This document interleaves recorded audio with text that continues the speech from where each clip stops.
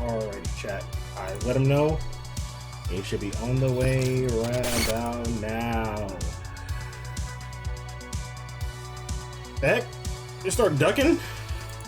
Brother, get up. Did my phone just tweak out? What is he doing? What is my model doing? I'm literally standing still. Bro, we can't have anything nice in the truck, bro, I swear. City with the raid! Bro, we're tweaking out. We are tweaking out. God, bro, hold on, wait a second. Okay, hold on. What is going on? What now? Hold on. What's good, everybody? Welcome in. Let me figure out what the heck is going on here. Why are we tweaking out here? You were just fine the whole time, and then I switched it over the screen, and now we're having strokes. Okay. All right, let's try this again. Yo. Okay, there we go. We're not having a stroke this time. Fantastic. What's good, everybody? Can y'all hear me? Is the mic quality okay? Are we Gucci?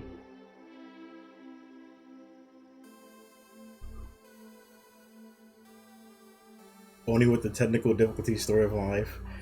Facts, bro. Like, I can't ever win, bro. Whether it's a game or if it's the stream, bro, I can't have it.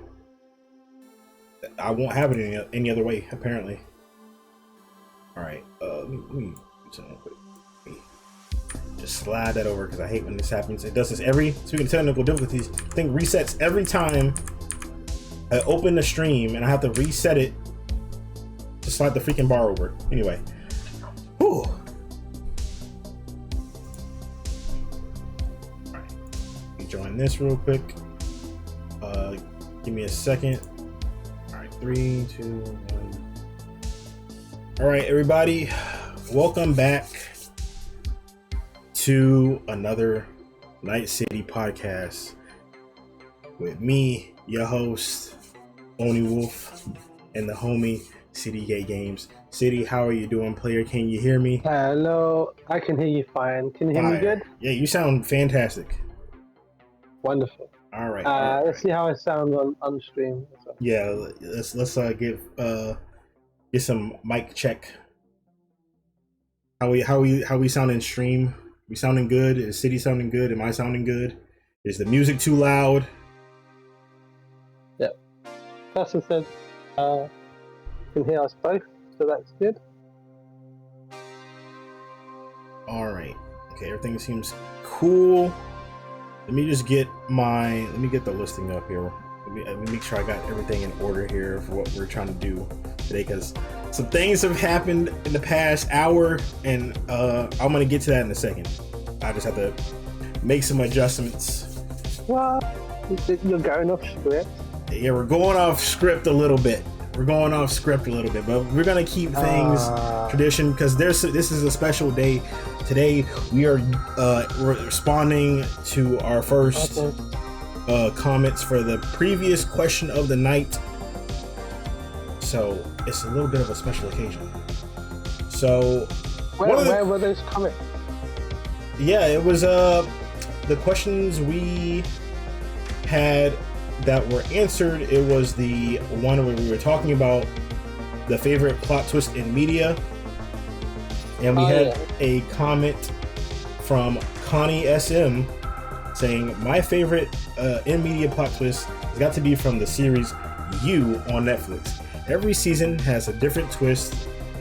I'm on the series 6 at the moment in the podcast. They love the podcast, and we're both the GOATs apparently. So shout out to Connie SM. Shout out to Connie SM, the GOAT. Is that on the YouTube page? That is on the YouTube page. Oh wow! So just some random person that watched the podcast. Heck yeah! And I will. Yeah, that's pretty cool. I will put the comment up in post. I will edit it on the screen, so you will be acknowledged. But yeah, that is the viewers' response for the question of the night, and we will get to the new question of the night at the end of the stream, so stay tuned for that. But before we get into the real deal, you know what we got to do? We got to check in on the homies. City, how are we feeling? Nate, give me something good.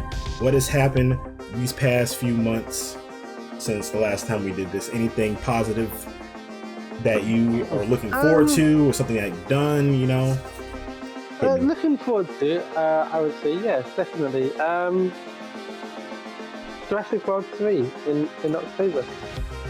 Oh yeah, I have seen some things about that. Yeah, that seems like it's gonna be pretty crazy. I was looking at like a trailer for the game, and it was pretty funny because it was like homegirl was being chased by like the spitter lizard thing. Oh, okay. And then she was terrified of that. But so she ran away, ran through the gate, and then the T-Rex pulled up, and she just like locked in for some reason. Like she was just like she's just full on aura farming. She had got her flare, activated the flare, and I was like, that's funny. I was like, so you're scared of the little one, but you're not scared of this giant T-Rex that's like in your face? That's crazy. But yeah, that's gonna be pretty cool. That's quite amusing. But yeah, so I'm looking forward to that. Mm-hmm. What else? Also looking forward to a new Lego set that hopefully comes out in November. The Lego set, that's what's up. Long overdue for Lego to produce such sets, which is Star Trek Enterprise. Oh, Star Trek.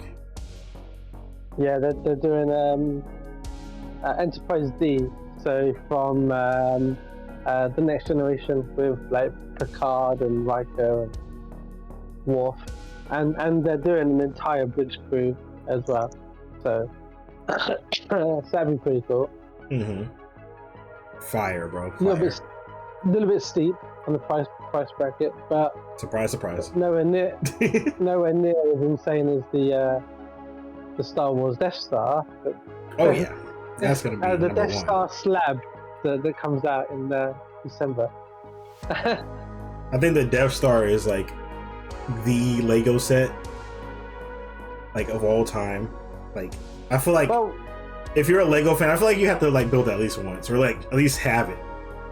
I don't think anyone in their right mind is going to be buying the Death Slab.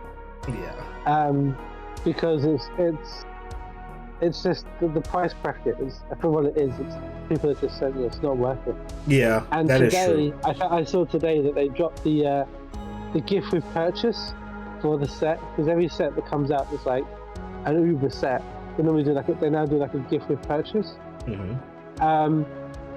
So in comparison, Star Wars, I think it was last year or much earlier I think it was last year, they did a UCS Ultimate Collector Series of what's called the Sail Barge, which was on Tatooine. It was Jabba's Sail Barge from the second movie, I think. With that set, the gift with purchase was a Luke Skywalker Lego built lightsaber. Wow. Really, really cool, build. But the Death, and the price bracket, I think for the UCS barge was about £300 to £400, I think, somewhere between those two numbers. I think in UK money. And so the lightsaber, I think, justifiably was a good, a good gift. Right. For £1,000 or 900 and whatever pounds Death Star slab, the gift with purchase is a mini TIE fighter with a couple of troopers and a pilot, and this hooky bit that you can thank you, Custard. 400 this like hooky bit that you can stick on in the display itself, and then you can hook the TIE fighter on it. And people are like, it's such a kick in the teeth, so to speak, that Yeah. you're going to pay like nearly £1,000 for this big set that has custard saying you can't even hang on the wall, Wow. and you're getting this little piddly gift with purchase. It's probably, if you were to read, like if it was like available for sale, like on retail, you're probably looking at like 15-20 quid mark for it. But it's like, come on, That's there insanity.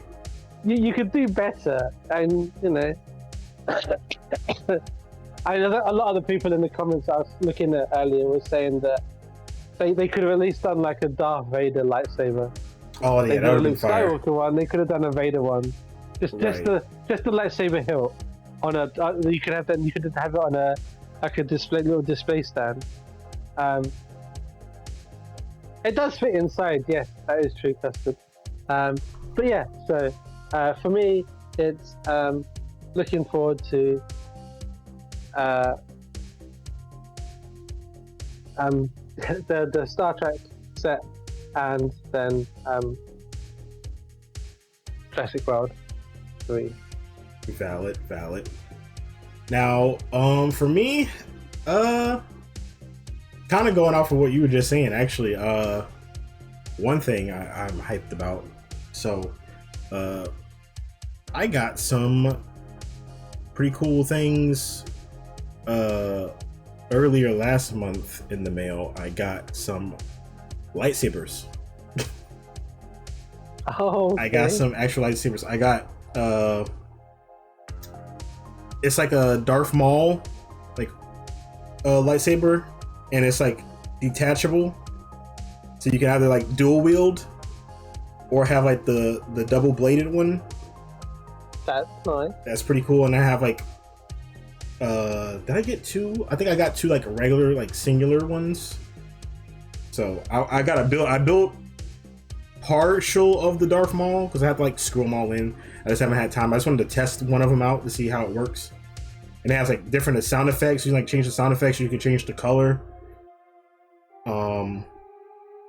It's really cool. Like it has like sound effects that pertain to like if you wanted like a dark saber, it can make like dark saber sounding effects. If you wanted like a more of a dark side lightsaber, it'll make those sound effects. If you wanted more like a calm Jedi kind of sounding lightsaber, it'll make that effect too. And I was like, wow, this thing is cool. And I can change the colors. It was just fantastic. And are they battle ready? Yes, because that was like one of the reasons I got it. Was like I've been like whacking it. It's like perfectly fine. So you can like really just start swinging. Because I always wanted to like have the Darth Maul one. Like Darth Maul was always one of my favorite characters in the Star Wars series, and I was like, I gotta get this one. Yeah, he is pretty cool. Yeah, and like one of the, and also like one of the more chiller guys like that goes to like conventions all the time and just like does tricks and stuff like that, like all the time. He's a chill dude. But what were you about to ask? I was saying, when you say he's your favorite, I was going to say, have you watched him in all show formats and stuff? Yeah, I've seen. I watched when he was in, I believe it was Rebels. He made like an appearance in Rebels. Yes. That was freaking cool. That was emotional. Yeah. Because it was like the little details, like when he was fighting Obi-Wan, like he changed his stance.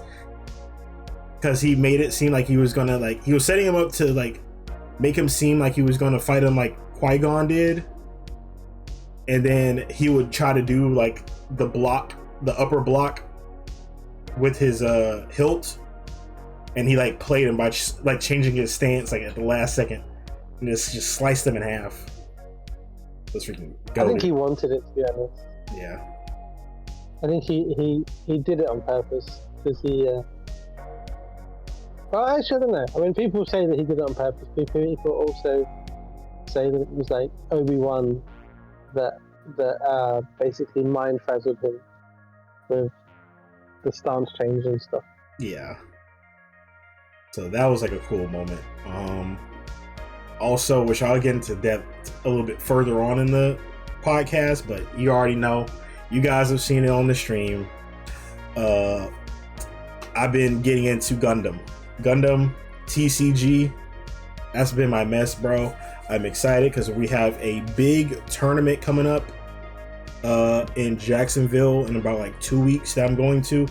It's gonna have like a lot of people there. That there's so many people that signed up that there was a waiting list, and I was lucky to be one of the people that actually got accepted, because me and the homie are gonna go there. We both have won tournaments already. We were gonna have a third friend. I don't know. Hopefully he'll still join us. He was on the waiting list. Hopefully he'll qualify to go in, because he also won a tournament too. So I kind of hope that he can make it as well. But yeah, me and the homie Chuck, we do plan on going to Jacksonville for that big tournament and seeing how it goes. It's supposed to be cool. It's supposed to be a crazy one. So hopefully we can top at least. If we win, that's even better. Even better story to tell. But if we can top, bro, that'd be fire. But so I just been practicing. I've been practicing all week. You guys seen it on the thing. I wish you luck. Yeah, I'm looking forward to it. If not, we're probably just gonna end up buying boxes. We're probably just gonna end up buying packs. We've been waiting for those packs to release in stores for forever. But I'll get into that a little bit further on in the stream. But before we like really start diving deep, there's something that came up recently. Bit of breaking news, if you will. The homie CoryXKenshin has uploaded a video on YouTube. It is literally 40 seconds long, and it's concerning as heck because it's like ... Title is just ... Do you know who CoryXKenshin is, City? I will give you the synopsis if need be. No. Is he someone you've referenced before? I might have, but to give you a brief like breakdown, like CoryXKenshin is a pretty famous YouTuber. He's like very open about his like love for everything anime, nerdy, like pop culture. He's been a major influence to like a lot of content creators, especially people of like African American descent, because he's a black YouTuber, and he is like usually preaches positivity, and like he's done a lot of cool things. Like he was in the Five Nights at Freddy's movie. He did some collaboration a while back with the Bruce Lee family. That was pretty cool. And he's recently made his own manga, The Monsters We Make, I believe that's what it's called. He recently dropped volume 2, I believe, a month or so ago. This is not a sponsor, by the way. I'm just giving the breakdown of CoryXKenshin. But recently he's been kind of like some controversial stuff, and we haven't really heard from him. He's notoriously known, unfortunately. He's notoriously known, even though we love him. He's notoriously known for like having a schedule. He'll upload a few videos throughout the year, and then he'll just fall off the face of the earth. So every time he comes back to YouTube, it's like a big deal. It's kind of like an inside joke, and the fan base is like, "Oh, Cory's upset about something. He's gonna leave for 8 months. We'll see him next year, I guess." Or he's tired of this game. We won't see him in 2 years. That kind of thing. So, but unfortunately, recently he's been kind of under fire. I will say, why am I tweaking? What the heck is going on? What is happening? Wait, hold on. Give me a second. Where have you gone? I am ducking, brother. I don't know. I'm ducking from the flames, bro. I'm about to get roasted by the Cory fans. I don't know. Anyway. Or the Cory haters. But anyway. What was I saying? So yeah, he's been kind of under fire lately because he got some drama with an ex-girlfriend. His girlfriend was like, "Oh, he's not all the good guy he pertains to be," all this stuff like that. and it was kind of like, oh man, like I feel for you, but it's kind of like a personal thing. Probably shouldn't put that on the internet because people are gonna ride with it. People that hate him are going to like use that as validation that continue hating him, and people that like him are going to defend him even to extreme extents, yada yada yada. And then she kind of teamed up with a old friend of his that used to also do YouTube, and he kind of like put out a hit piece on him. I didn't watch the video, but apparently it was just drama, and it sounds very, very much like. Yeah, and he hasn't uploaded anything since the girlfriend said something. So we've been kind of like wondering what he's gonna say, like what's going on. It was like a YouTube video, Custard. It was just like a long video. I think she was in it for a brief moment, or at least unless they made like another video follow up with her in it. But I think he might have made 2 videos. One about his relationship with Cory, I guess, on how he feels about Cory, and then like there was one with Cory's ex that he did with her. They were kind of just like dragging him and whatnot. Kind of weird. I know it probably sounds controversial, but I just think that if you, I know that like YouTubers and streamers and stuff do seem to get to a point where their YouTube or Twitch career starts to like impact on their personal life, because their entire life is out there on the internet. And then like fans, I think, forget that these people are human beings. Yeah, because like I'll tell you right now, like they've like Cory's on a pedestal. I'm gonna tell you that right now. Cory has been put on a pedestal. He can't do no wrong. Yeah, he can't do anything wrong. Like, and it's not even like it's like because he's built up like such a good like credit over the years. Like his only flaw that people will say is that he will just forget to upload. He'll like just drop the ball from time to time. Like he'll just disappear and then come back, disappear, come back. But it was nothing never really crazy. Like lack of communication is probably one thing that has been kind of his weakness in a sense, I'll say, with his fan base. But other than that, like we get it, like you have a personal life, but like now that I feel like now that people are actually investing real money into you with the manga issues, like we're like not keeping updated with when the next issue is coming out, even if there's like a delay, maybe be more transparent with that kind of aspect. Like you're directly giving people money, like people are directly giving you money. That part of the business I would probably be more communicative with, versus like I'm like just dropping a video. I'm just not doing it right now. I'm just not doing it. But what are you about to say, City? Exactly, Custard. Yeah, I was just gonna say that it just seems, I don't know if you'd agree with it, but I mean, like before I started twitching and stuff, like I did watch quite a lot of YouTubers. Yeah. And there's only one YouTuber or YouTubing organization that to this day I still watch, and even though I watch them sparingly now, because the content that I enjoy watching, they don't do it as often. And they're a company called the YogsCast. Oh yeah, I would just watch them. Yeah. And they're pioneers for real. They I mean, the company's been going on, been established for quite some time. Yeah. And despite the fact that within the company, they had 2 of their I want to say founding members that actually were let go from the company. Right.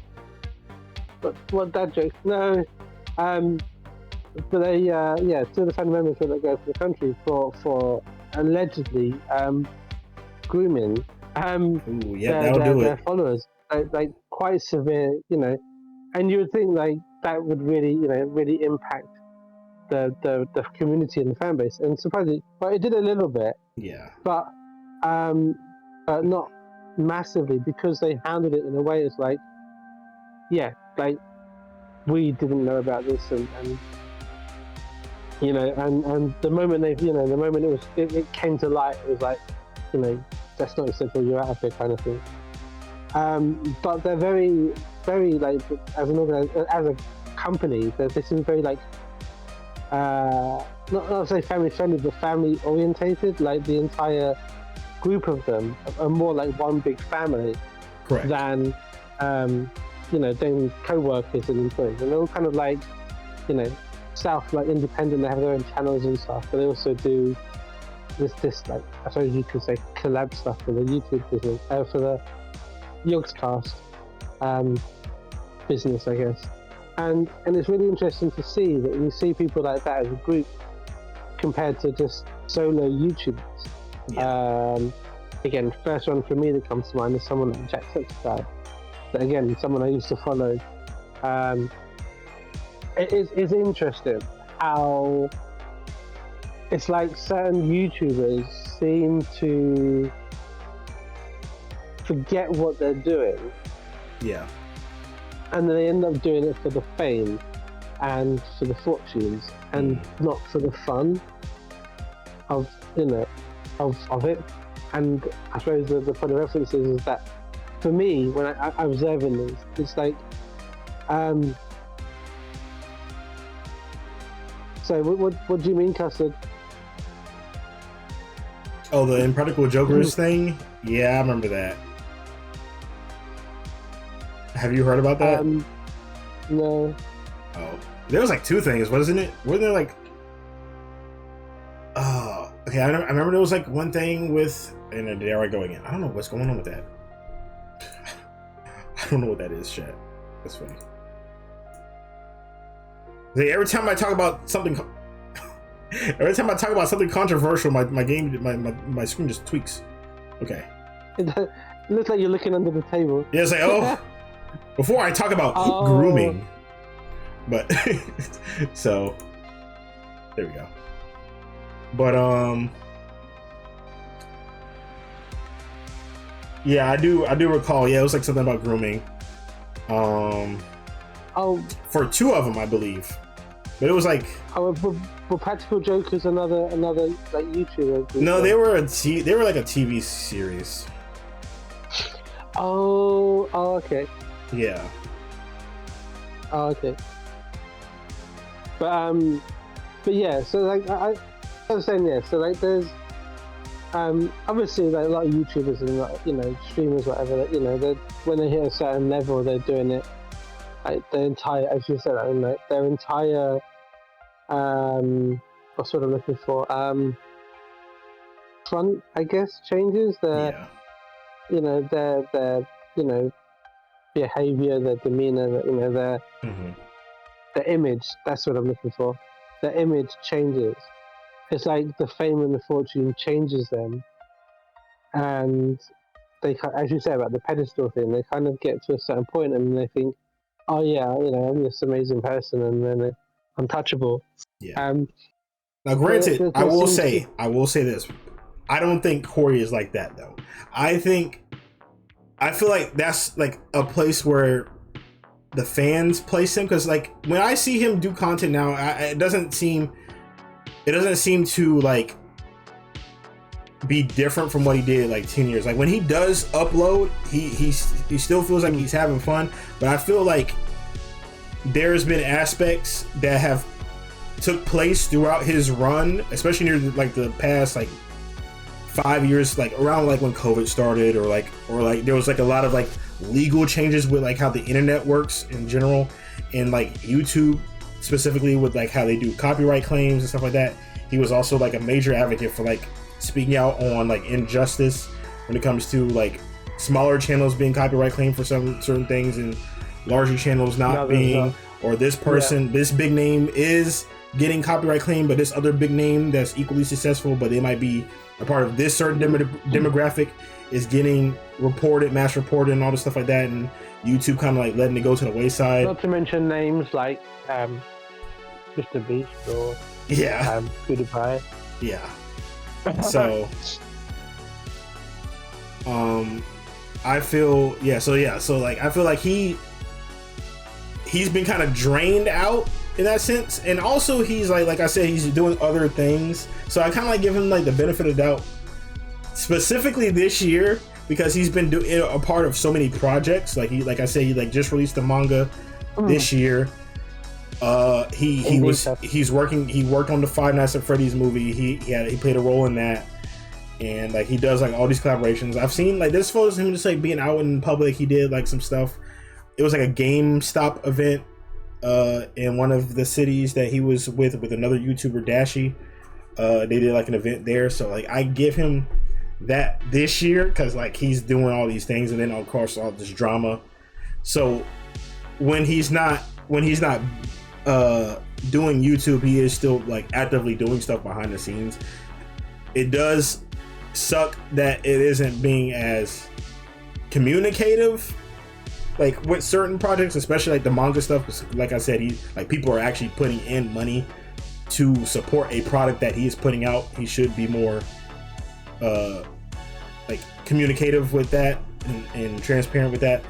But like I said, with all this drama stuff, he hasn't said anything about it yet, and I just want to see before we go any further with that. I kind of want to check it out to get like a more get a thorough view of his mindset of like what he's. The YouTube video, I've already watched it. While you were talking about the beginning, the 39-second video, and I don't know the chap, so I don't know what you know. To me, it's like that it doesn't give anything, and I don't understand it. But yeah. If you know the person, you'd probably be. See, every time controversy, I'm ducking. Okay. All right. Let me see here.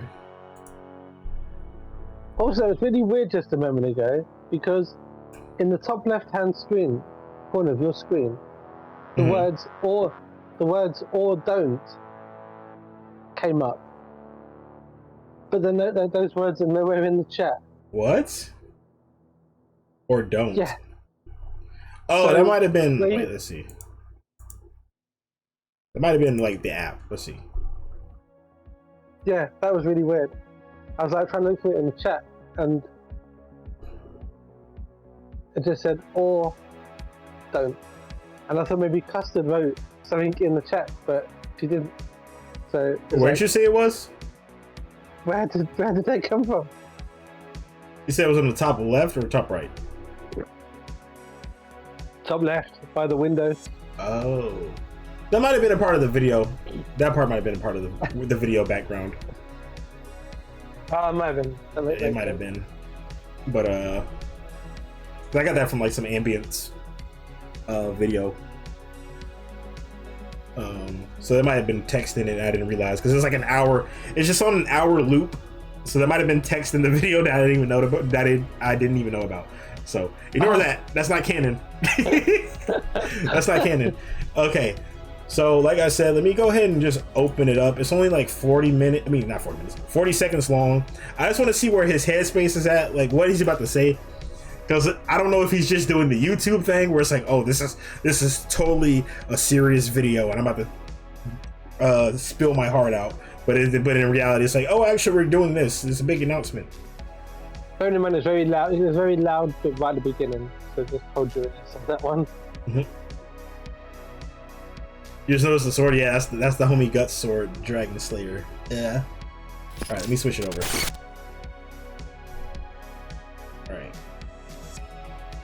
All right, chat. This is the reaction area. Let's get the video up.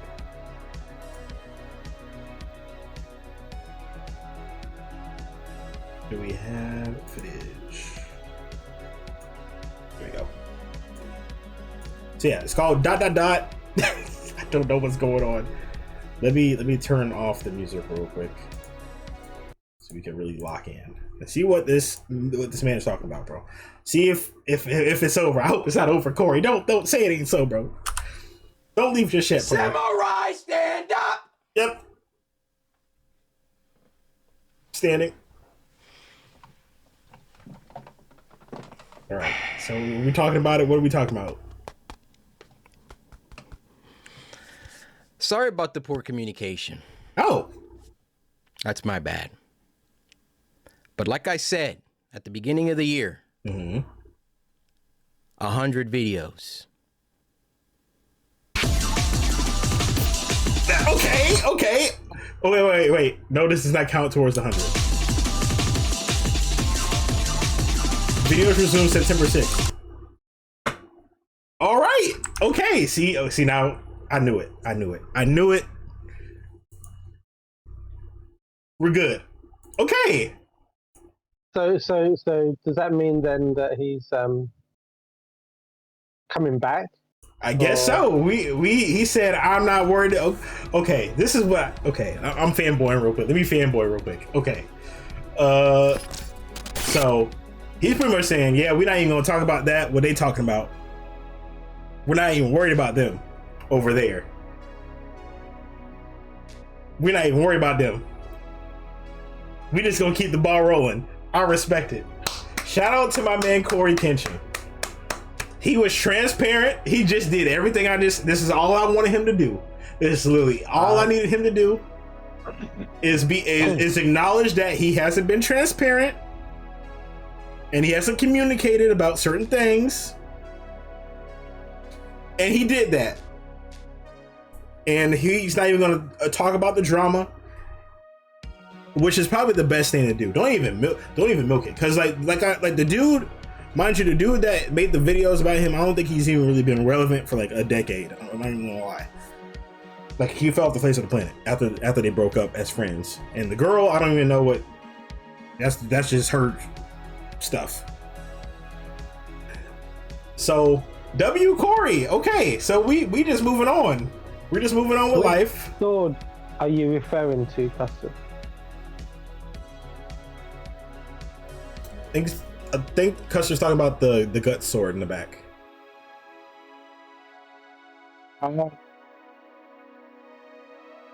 Is that what you're talking about? Oh my, like chilling in the back. Yeah. But oh my gosh, okay. Cory.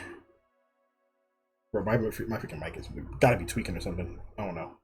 But Cory for apologizing. That's because, like, I get it. As fans, we want to defend the people that you support, but sometimes it's important for people to be critical, one, of themselves and their peers, so that they can improve and we can get things moving. You know, like if there's been issues with certain things, it's good to be like, hey man, I know this is going on over here and you got stuff going on over here, but like, hey man, you put this idea out there, we need to see it through, that kind of thing. It's why I say that it's, you know, it's a delicate balance, I think, nowadays with doing this kind of stuff, because you know, you get to a certain status of I'd say a fandom, and then one wrong move and you know, it could end it over. Right, because like at the end of the day, people are lurking. Like, as the moment you have a fan is the same moment you have an enemy. That's all I'm gonna say. That's just reality. For each fan, for each like 10 fans, you gotta have at least one enemy that you're gonna get. Like, somebody is going to be preying on your downfall. Every 10th person that is praying for your success, there's gonna be one person that's gonna be praying for your downfall, and that's just facts. So like, this whole time, like for years, we haven't heard of this woman. We haven't heard from his friend, but like the moment he's like in movies now, he's doing movies, doing all this stuff, peak of success, like they're coming in and saying all this stuff. And I feel like that's like that bitterness. Like, I understand, like, certain people, you want to get certain stuff off your chest. You feel like you were slighted by certain people, and I feel like you should have that space to talk about that or address that to the right people, like a therapist, not to 10,000 people on your Twitter account. Like, that's something you unravel with a professional, not for the validation of tens of millions of people that already don't like somebody and they like need that validation to justify their hate. You talk to a therapist, you talk to your friends, you talk to your family, you talk to the people that actually care about you, or at least looking out for your better health. Not people that are like, oh man, I've been waiting for somebody to expose this person. I knew I never liked them for blah blah blah blah. You always hear that. You always hear somebody. I knew there was a reason I didn't like him or her.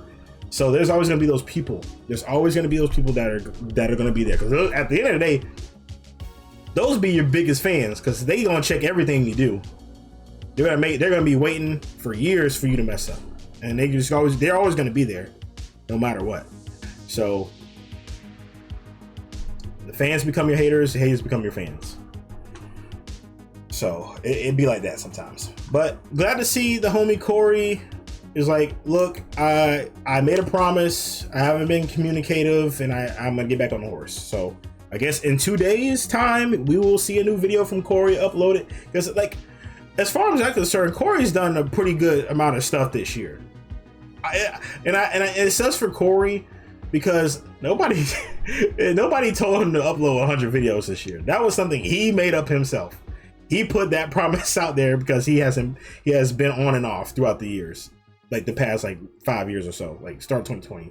Like he's been on and off with upload schedules and all this other stuff like that without any communication and whatnot.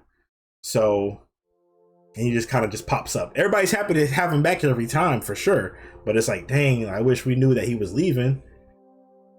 So for me, I'm glad that he's kind of like acknowledged that, because that's like pretty much like what the real fans are kind of like the only thing we feel slighted about. Like we've invested like years like watching the content. We always look forward to what he puts out there. Like he's a creative dude. He's very like kind, like when he interacts with fans and stuff like that, and he's comical. So we always look forward to like when he creates stuff and like and if he ever decided I'm hanging it up this time, like I'll be like, hey, okay, thank you for what you did, thank you for all the stuff you did do. We would just be watching that until the end of time, until the death of YouTube. We would just be watching all that stuff.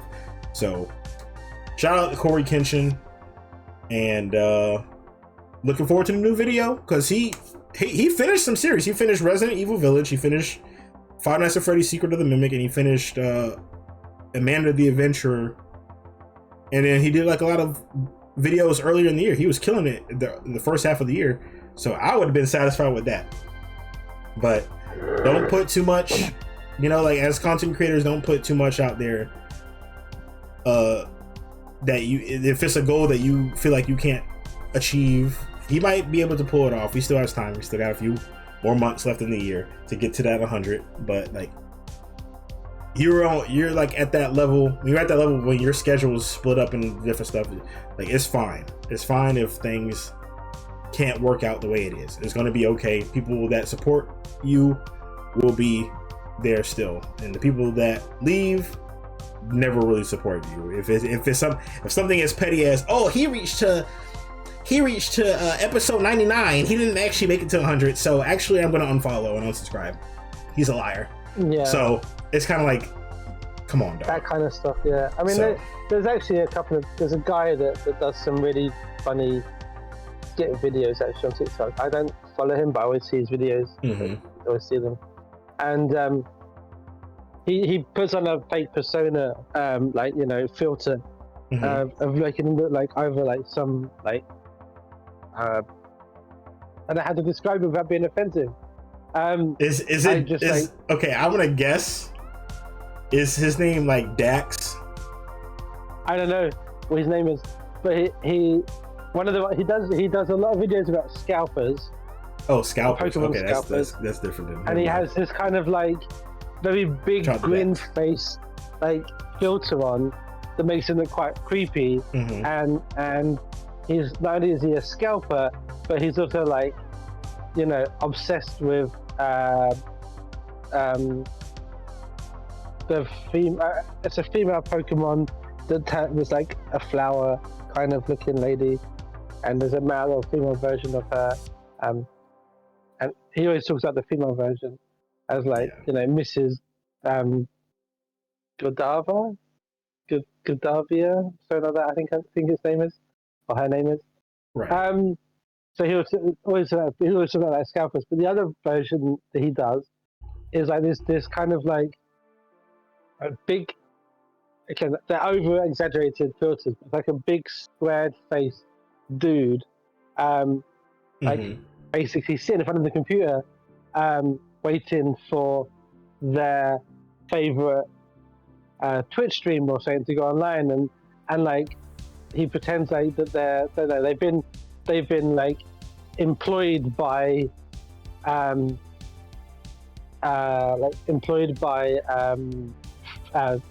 tubers or Twitch streamers to be like a mod, and then he like kind of overuses his powers, so he'll ban people for saying bad things about the streamer, or like another version is like he'll be waiting for like a female tuber to come on, and he's like, but right, this is time, let's get ready, lads, such and such is about to start streaming, and then go on and it'll be like, love you, do this, and then be like, just got a paycheck, here's $100, here's $200, and then it's like, and you're like, I just sent you so much money, like half my paycheck, and you've not even acknowledged it. So he kind of gets really overly offended by, in the skit, by the fact that the tuber hasn't responded. You talk about Dax. Okay. Depending on which Dax, I don't know about the Robin Money. Okay, there's two Daxes I know. There's rapper Dax, and then there's like awkward comedian Dax.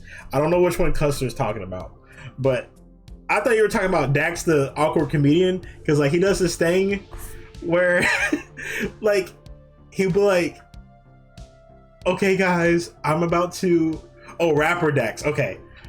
I was talking about, I know rapper Dax too. I was talking about awkward comedian Dax. I can't remember his full name, but I think his name is like Dax something. It's like Dax something on but yeah, I used to rock with Dax. He kind of cornballish a little bit now. I ain't gonna lie. I don't want the diss track, Dax. Don't come at me, bro. I'm just a VTuber, bro. But but like there's like next time I see a video of him, I'll find out his name and I'll try and search on YouTube. But yeah, there's like this dude on Instagram that's like Dax something, and he just goes, "Hey guys, I'm about to like prank this person or something like that," and then he'll like go up to them and like say like a bad like knock joke, and it's just the delivery is horrible, and it's just like this awkward comedy. And he's like, psych. He just goes like, psych, I actually meant blah blah blah blah blah, and it's just like, and then the person's like, oh okay, and they just sit there. They just sit there in silence. Like he has like perfected the art of awkwardness, and it's just like the funniest thing ever. And he would just go. Custer's asking, which Dax do you hang with? Okay, so I don't really listen to Dax like that. Like the rapper Dax, I don't really listen to Dax like that anymore. But like early Dax was cool. But the Dax I like right now is just the comedian Dax. The comedian Dax is funny because he'll actually go to stand up like bars and stuff like that, and he'll just like bomb. Because he would just have this awkwardness about him. But I think it's a part of the bit. Like it's a part of the bit that he sucks at comedy. And he just keeps going with it. And it's just the funniest thing. I have to check it out. Yeah. But yeah, man. Shout out to all the content creators out there. Just keep grinding, bro. Keep grinding, everybody. Keep uploading your stuff. Keep being creative and all that whatnot. But yeah, that's about it for the check-ins. Let's get into the actual content over here. We're already an hour in. Okay. Yes, honey. All right. So, like I was mentioning earlier, I'm hype about Gundam. like I said, we got the tournament, and in October they're gonna release finally the new packs for the Iron Blood Orphans series, and it'll be a whole new color. Like normally, the starter colors they came out with was white, blue, green, and red, and now we will be getting purple alongside a new like play style. Okay. I think it's called like, so like there's like gimmicks to certain card types. There's like breach. When you do like a breach, you attack a unit, and when you attack a unit and destroy it, it does a breach effect, and it also does damage to your shield area. Destroying the shield area is your win condition in the Gundam TCG. Yeah. So once you run out of shields, it's over. So once you can do like a 2-in-1 attack with one thing if it has a breach on it. Blocker, like the blocker cards distracts an enemy unit from attacking something, and it focuses on the unit that has the blocker on it. So like if somebody's trying to attack your shields for game, you can use your blocker to take the hit instead. What else is there? There's repair, like pretty much like healer cards. Like you can put out a unit, and instead of having it attack, you can use the unit to heal other units that are on your side of the field. There's I think it's like support. Support increases the damage of other units. You can like rush unit instead of having it attack. You can just make your other unit stronger. But this new one is like, I think it's called suppression, and I think what it does is like, oh, you do damage to yourself, but you get increased attack, if I'm not mistaken. So that's what the purple's gimmick is going to be when it comes out. That's the Iron Blood Orphans cards that will be released in October. There might be a sneak peek at the event. I'm not sure. I'm not saying anything. I can't recall if there's going to be anything, but they might have some new stuff out there. So there's going to be like the main box set for the new packs, and then of course the new starter decks with the purple stuff in it, and like I think some new green and white support. I will say this: the sneak peeks they have released so far, it's been like a lot of standard cards, and they're like like what is half of this stuff. But they just released a pretty cool green card for the new type decks that are like green blue, have green blue new type characters. So that one looked pretty cool. So we might be using that in some future decks. So yeah, I'm hype about that.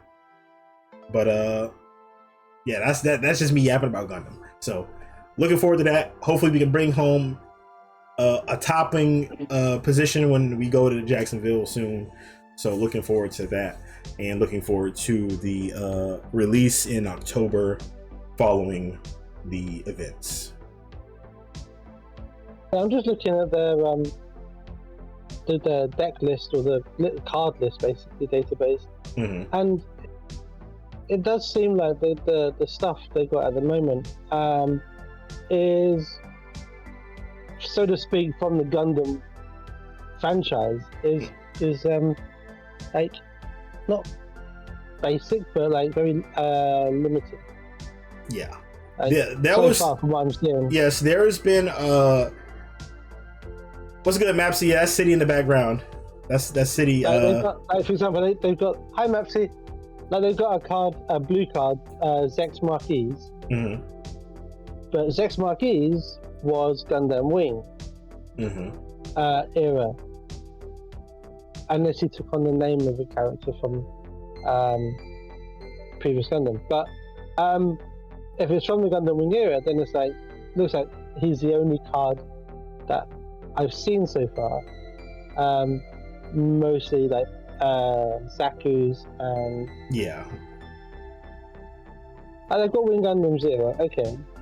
Oh yeah, that's what I've been seeing a lot. Volt actually uses that deck.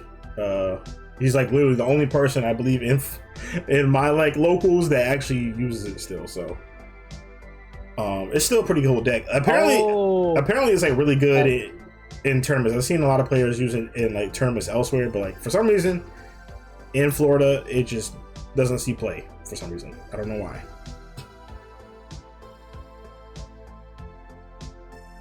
But what are we owing about City? Have you just made a revelation? Oh, no. It was one of the cards, white base. Yeah. The card, blue card, white base. I actually saw the other day that someone. Okay, Kirsten. I saw someone the other day on Facebook that actually made white base out of Lego, and wow. it looked pretty damn cool. And that's why I was saying, oh. That's So insane. yeah, I mean, like, just looking at the cards and stuff, they got like, looks like they've, because for me, Gundam, like, it was one of my first animes. My very first animes I ever started watching, along with Dragon Ball Z, and like I didn't know about the Gundam's game coming out until you mentioned it, and for a brief moment I did contemplate on giving it a go, but then I thought it'd be really hard for me to go and go to like my local gaming shop and play because of like trying to find puppy sitters and stuff. Right. And then I also thought like this is one of the, I mean, I'm just looking at the prices of some of the cards because this site that I just found xburst.dev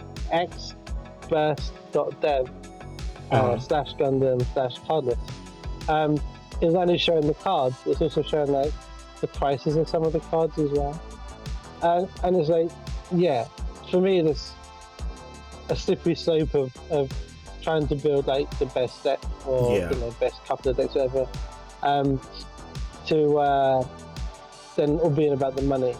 Right. So for me, it's like, yeah, I'm just gonna stick to my model kits, and reminisce with nostalgia of the shows. Right.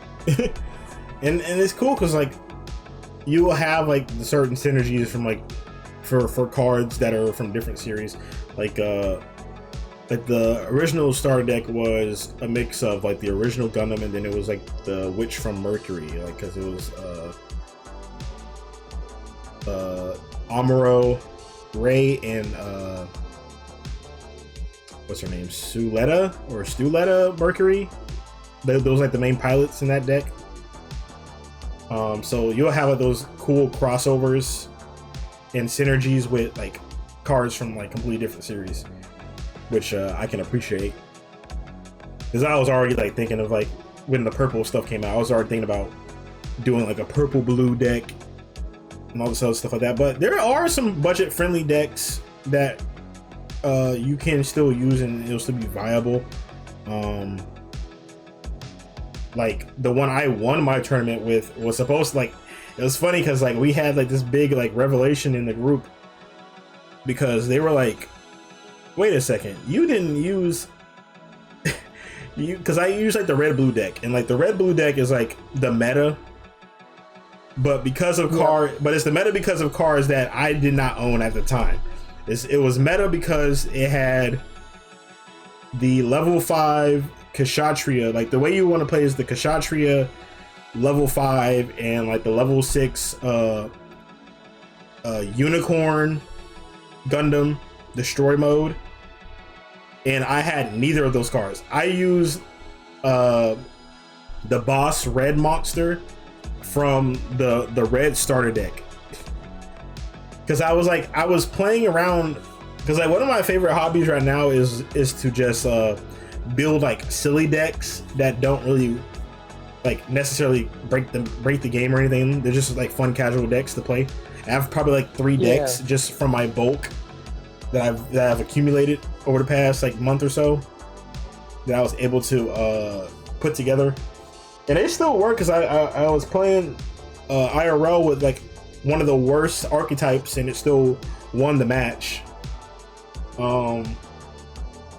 But yeah, there's still some budget friendly stuff. Like I was playing like the Sinanju Neo Xeon red stuff for the blue red, and for like the blue I had like the basic like Banshee Gundam. It wasn't like the good one, it was like the level 4 one. So it was that was enough for me to win, and I was just like starter deck cards and like some from the box set that don't even cost that much. So even then, like so everybody was like just shocked, like you didn't use either of that stuff. And I was like, yeah, no, I didn't have them. I didn't use them because when I did use them, I actually didn't place that well when I did use those cards in the deck. So it's just like really who you go up against, I guess, and also like what they expect you to play, so they kind of counterplay that. But I'm like, oh, I'm not actually playing that.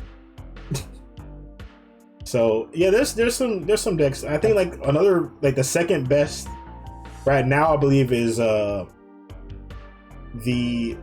Zaku Rush stuff. It's like a blue-green deck, and it's just like a bunch of small guys that you can bring out for cheap. So like the longer the game goes, like you'll have more resources.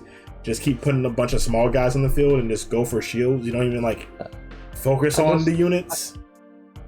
I just sent you on direct message Discord the white base that someone did. Oh, I see it. Yeah, that's fire. I will put that up in post. Y'all will see that on the YouTube channel. Y'all see the image on the YouTube channel when I upload it. That was the first scale. So this is just like the pro. Oh my gosh! So because I was like, oh, that's cute. It was so cool, but I was like, oh, that's cute. Okay, yeah, you guys will see that. You guys will see that in post. So go on the YouTube channel. I'll have it all edited when I upload the video. That one I just sent you apparently also comes with if it's the right one, like features where you can the front flaps fold down, and you can actually have like little micro builds, like little Gundam micro builds in the front that you can pull out. That's crazy. Yeah, so when I upload the video, guys, it will have a bunch of edits in it, so don't worry. It'll be like rewatching it, but like the director's cut, so don't worry. We'll have some edits. We'll have all the photos that we and all the content that we can't show on the screen for right now. We'll have that in post. There you go. Let's see what we got here. Oh wow, he has like a stand for it. Got the gun cannon and the gun tank in the Gundam. That's really cool. Yeah, it's really cool. That is. I saw that the other day, and it's like that's pretty cool. I like that. I rocks with that. That's badass. But yeah, I'm looking forward to whatever Gundam has. It's a breath of fresh air, honestly. As a Yu-Gi-Oh player, this has been a breath of fresh air. It feels like even going to like a local tournament, like you have to play the best of the best decks. And like Gundam gives you kind of that open space to kind of like fool around with some of the archetypes and different card types, because even those can still kind of win decks if you win matches if you play correctly and like kind of understand what the deck is trying to do, and I get stuck in. There I go again. See, I said something controversial. I said use a non-meta deck, and I have the duck. I have the duck under the table. Under the table. Yeah, I was gonna say that I was looking up, because as always I try to come with research on things, and I did look up. There's a Reddit from 1 month ago for the future of Gundam TCG, and this person's expresses that they went to a couple of pre-releases, really fell in love with the game. They used to play Magic the Gathering and then One Piece for the last year, and they said the Gundam is a perfect mix for me, since it improves on everything I dislike in One Piece TCG. Yes. And he says, now my question is, how do you guys think the game will compete with other Bandai games? One Piece, unfortunately, holds the top spot for Bandai at the moment due to the IP. Yes. Can Gundam hold its own against One Piece? As I say, I don't want to see it fail like other recent Bandai titles.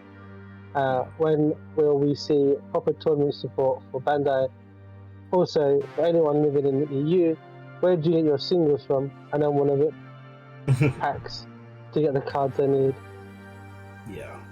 Now I will say, okay, so I've played a few Bandai games.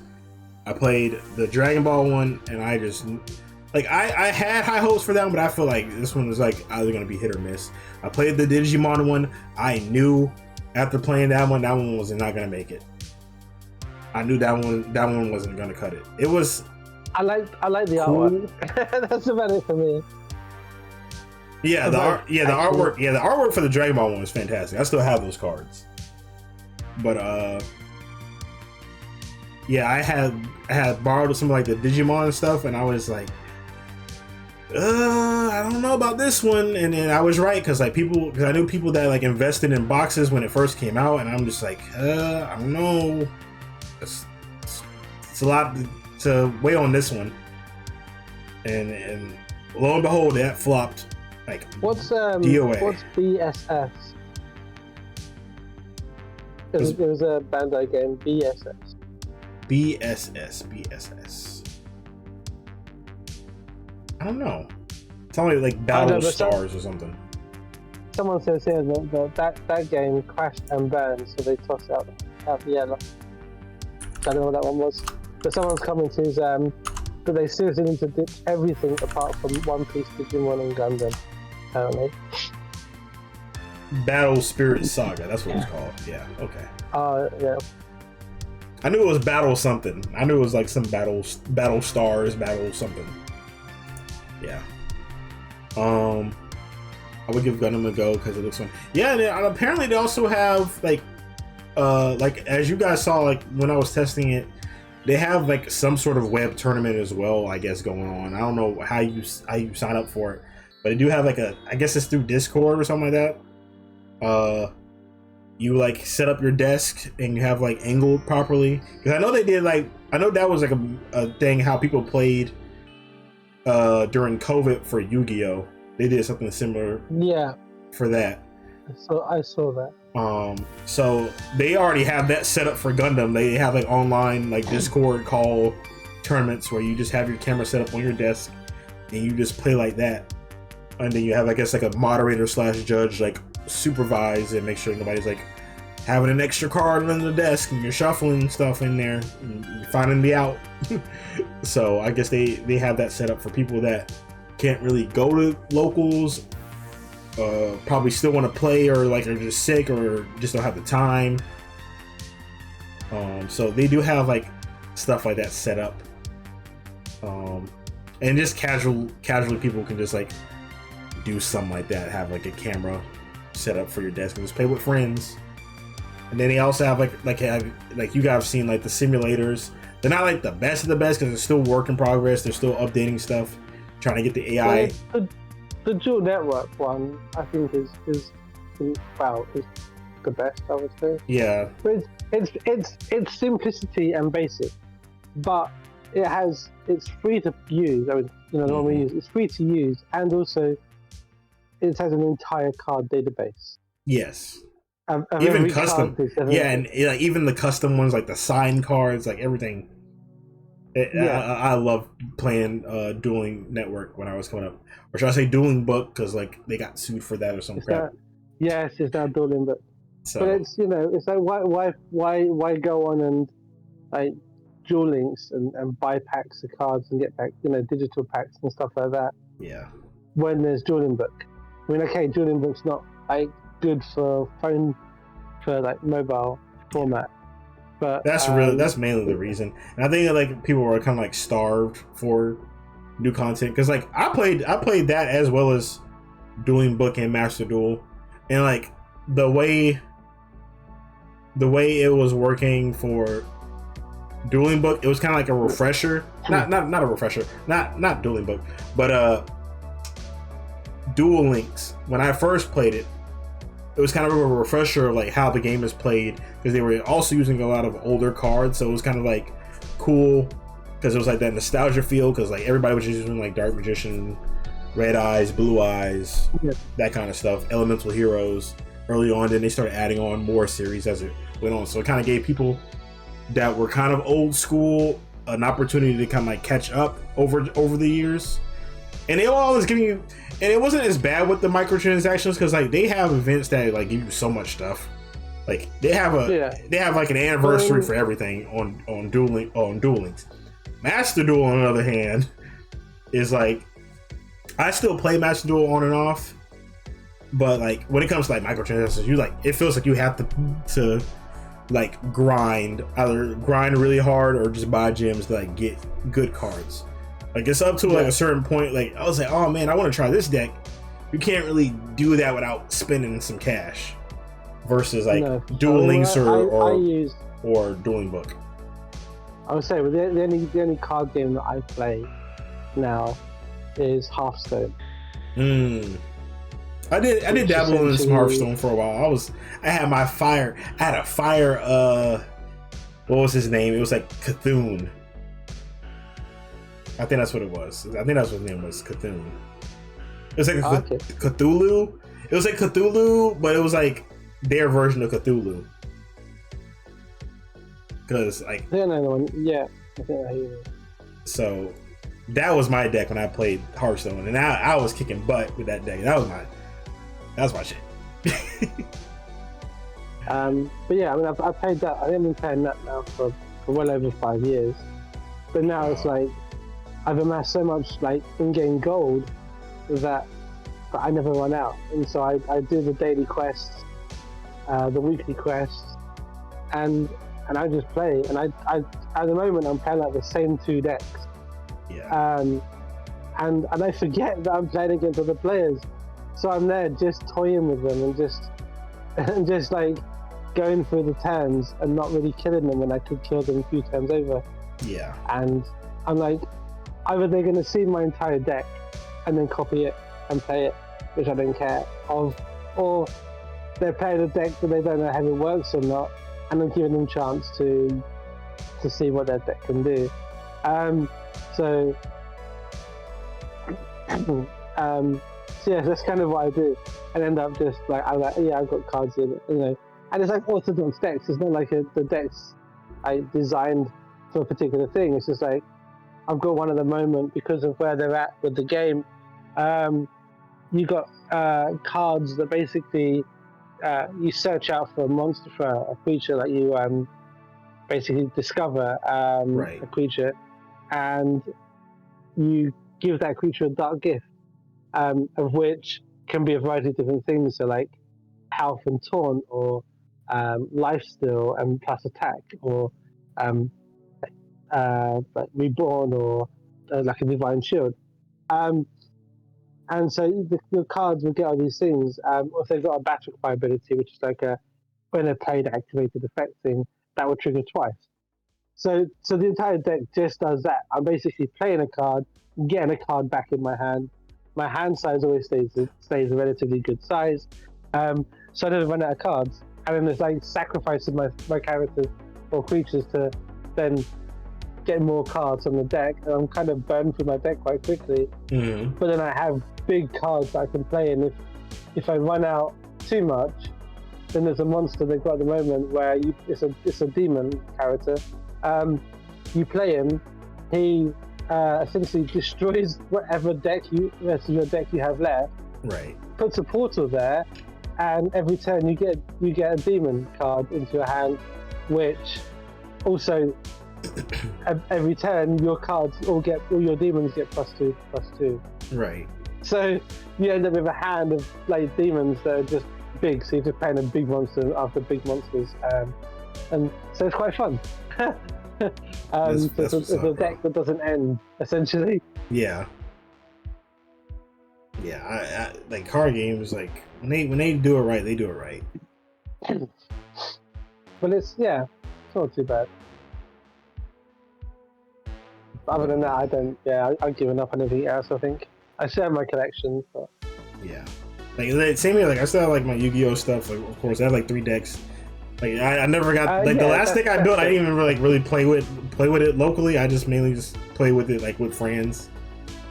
But even though it was like a meta deck. Is that the last result? That's the...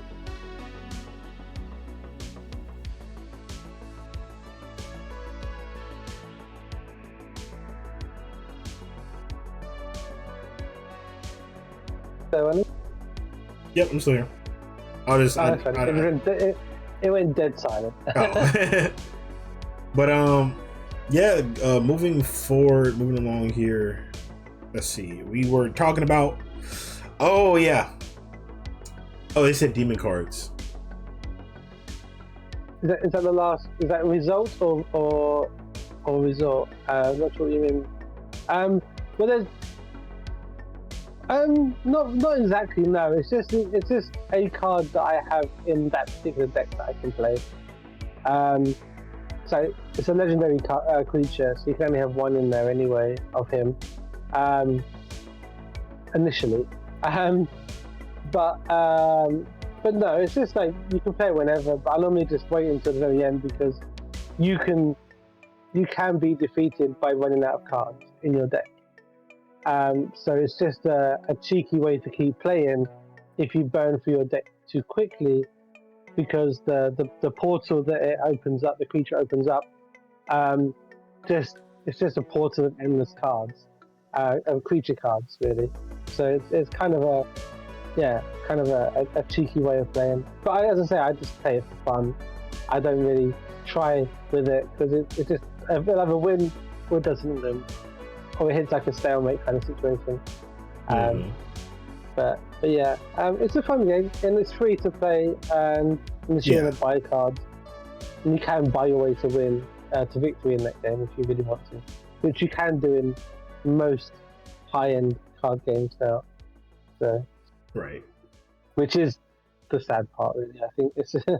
But yes, as you said, Oni, though, moving on. Yeah. Oh boy. Twisted Metal. Twisted freaking Metal. Yeah, Twisted Metal just finished its season 2 last week, and boy, oh boy, it's getting crazy. They messed up, City. Clustered. Twisted Metal is a computer game, primarily. Ran through, I think, was it on the PlayStation? It was the original PlayStation, yes. Yeah, so PlayStation 1, PlayStation 2. And so on and so forth. I Maybe 3? think it was GameCube. Yeah, I think GameCube had a copy of it. I think it might have made it up to PS3. It might have. I can't remember. But basically, you can watch it on 2 places. They might be the same places, but one is Peacock, which I believe is probably where you watched it on it. Or the other is Paramount Plus, which you can use as an add-on subscription through Amazon Prime. No, this is live action. Custom. Live action. Basically, Destruction Derby kind of style game / show. Yeah. On steroids. It's like post-apocalyptic. Like the internet is down and society has been split into 2 like main factions. It's the insiders and the outsiders. Like all the preppy rich people made it on the inside of the walls, and all the outsiders have to like scavenge and loot and pillage and like raid. Yep. And they all have like their own little gimmicks. There's like the main character's name, John Doe. Like his family, like he lost his family as a kid, and he also lost his memory, so he's trying to find his family throughout the show, and find out like who he is, and like if his family's still alive and whatnot. There's Quiet. I think she's an original character, if I'm not mistaken. I think she might be, yeah. Yeah. I don't know much about the game as much. I'm still trying to learn bits about the game that coincide with the series. Yeah. It's worth to know as well that characters like this character called John Doe are kind of known as, I think they're known as milkmen, isn't that right? Yeah, I believe so. And they like travel across the country.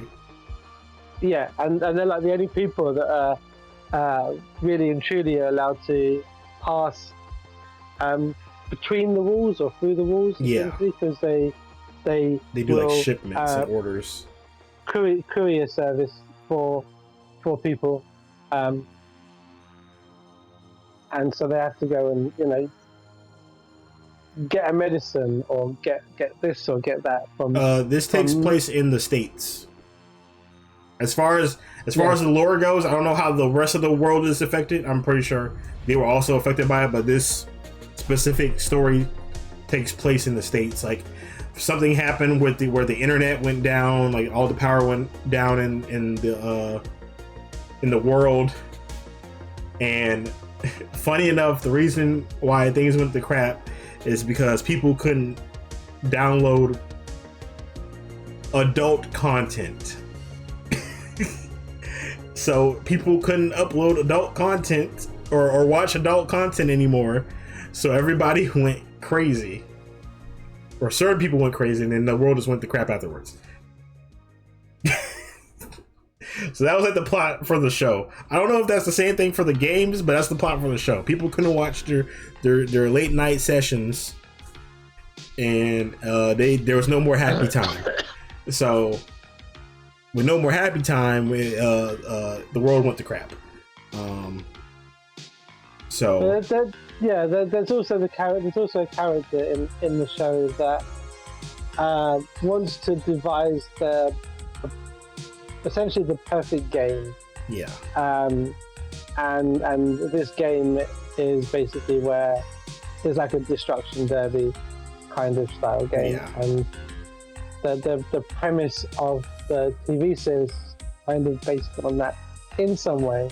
Yeah. Like almost like in not in the background, but kind of running parallel to their main story, which is about this John Doe character. He's played by Anthony Mackie, Captain America himself. Yeah, the one who plays Captain America, also plays Falcon. Mm-hmm. He also played Clarence, who had real nice parents, and his parents had a real good marriage.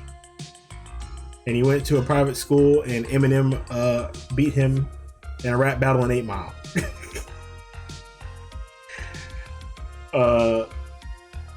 But yeah, there's like other characters. Yep. There's Sweet Tooth. Yeah, Sweet Tooth, the GOAT himself, the face of Twisted Metal. He's a psycho clown. He escaped an insane asylum. He was, well, I ain't gonna say too much, but there's like he's pretty much like the face of Twisted Metal. Just like he wants to be the greatest serial killer, just killer in the world. He wants his name to be out there and strike fear into the hearts of the people around the world. So he joins Twisted Metal to get that acknowledgement by killing other racers, other drivers. There's also Grim, who is his like arch rival in the show, and he's this guy that collects souls. He rides a motorcycle and he collects souls, and he has beef with Sweet Tooth. And there's just like a bunch of like references with characters that are from the games. I'm not sure what that last word you said was, Custard. It's like Star Erica.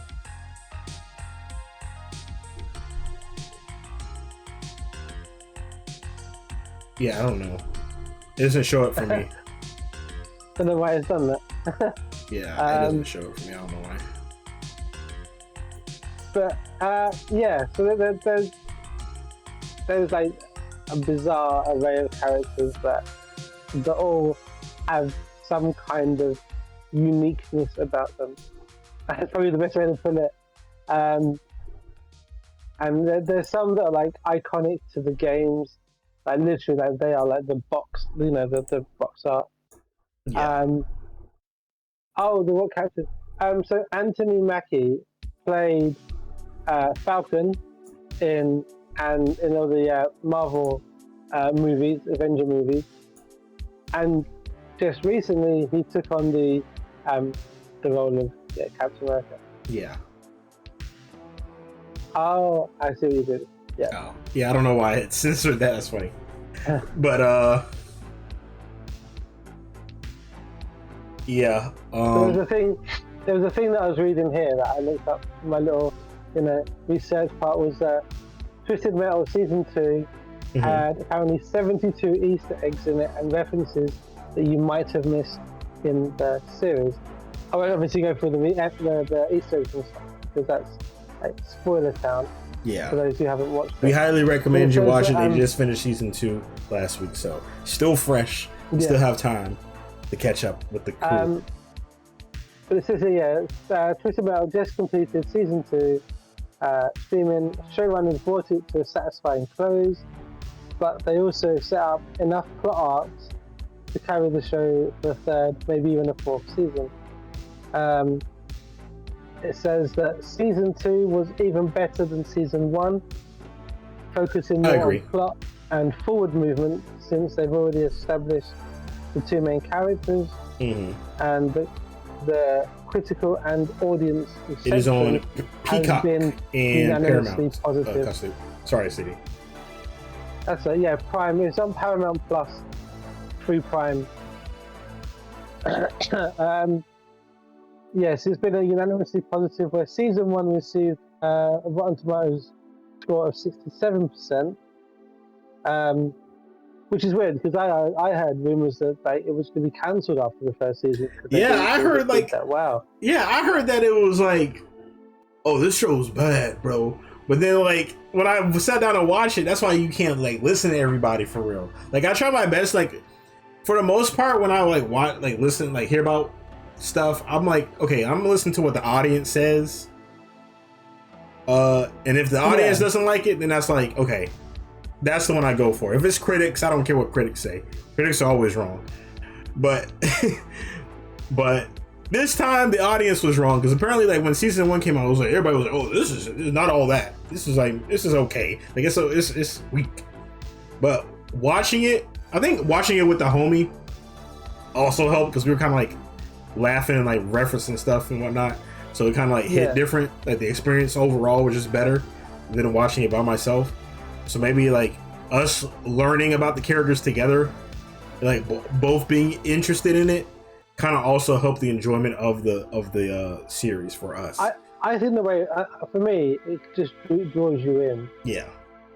I think the casting was really good. Like the casting for the characters were like really helped you. They picked likable people and very unlikable people for the roles they needed. Yeah. So but yeah, it says here the season 2 got 92%.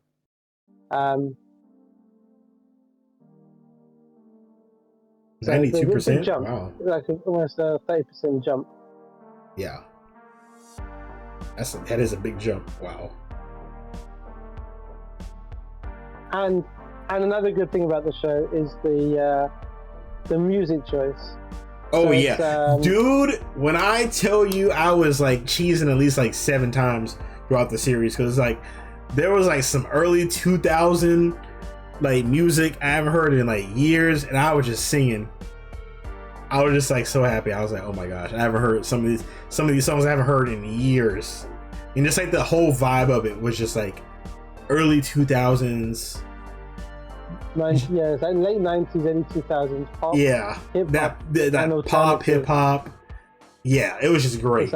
It's perfect from Smashing Pumpkins to Hathaway to Crash Test Dummies. Mm-hmm. The needle dropped either enhances the action or stand in diametric opposition to it. Either way, it works.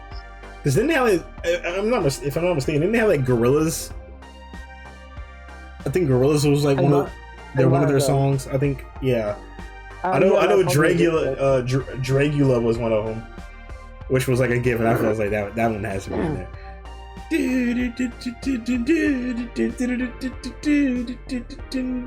Dragula, bro. I was like, oh my gosh, give me.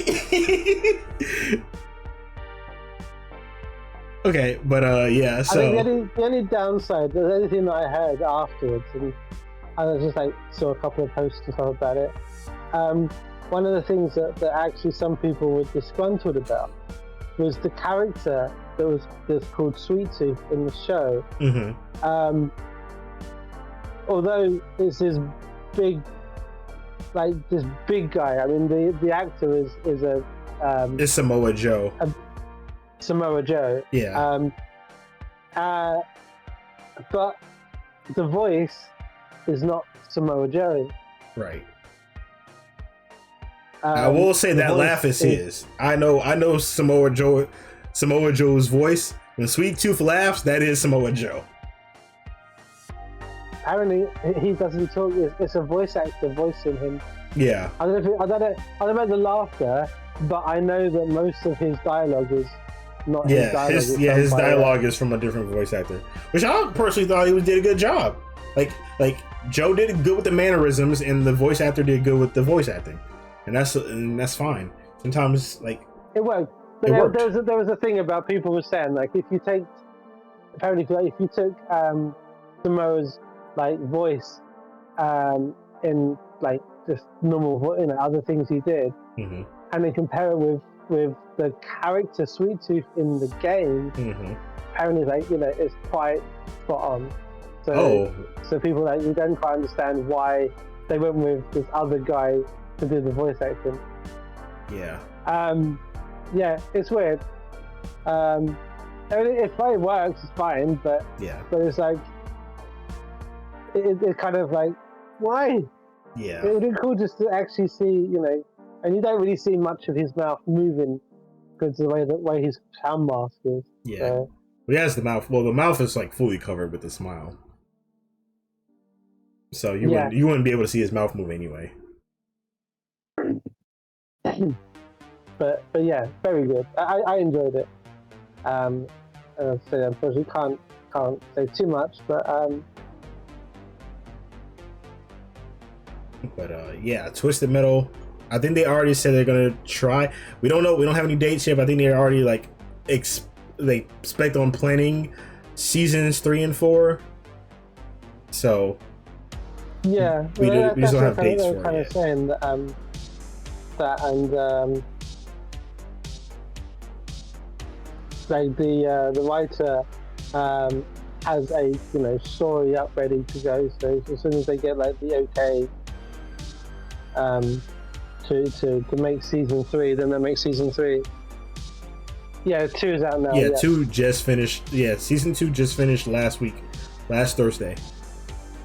So, yep, both seasons are bingeable. You don't have to worry about any cliffhangers, kind of, sort of, but both of the seasons are out, available to watch and stream on Paramount and Peacock.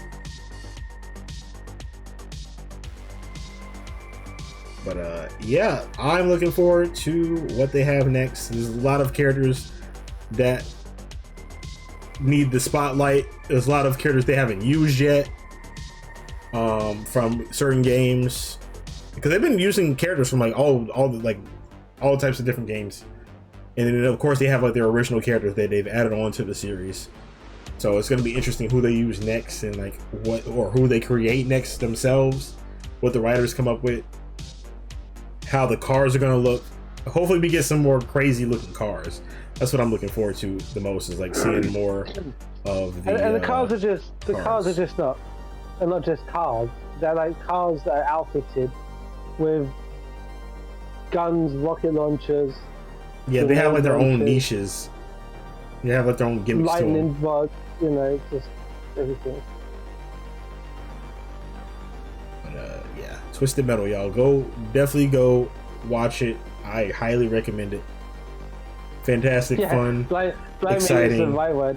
There's even one vehicle in the second season that is just 2 big giant wheels. Oh, with a guy standing in the middle. Yeah, it's just a guy with big old wheels that he just drives around. And I think I heard someone say that apparently it took him 6 weeks to make his build. Wow. His ride, yeah. I think it was 6 weeks. I might be wrong on that one. That's crazy. I heard something like that.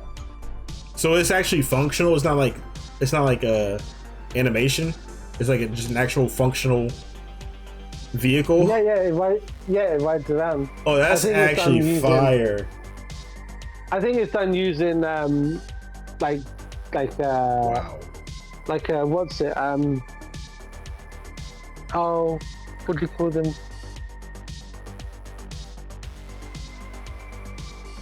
You buy them, and you see them. People, fancy people riding, wealthy people riding them around. They're what are they called? They're like you stand in them and you lean forward, and then they go forward. Yeah. And is this Segway? Is it a Segway? That's it. Yeah. Yeah, that's it.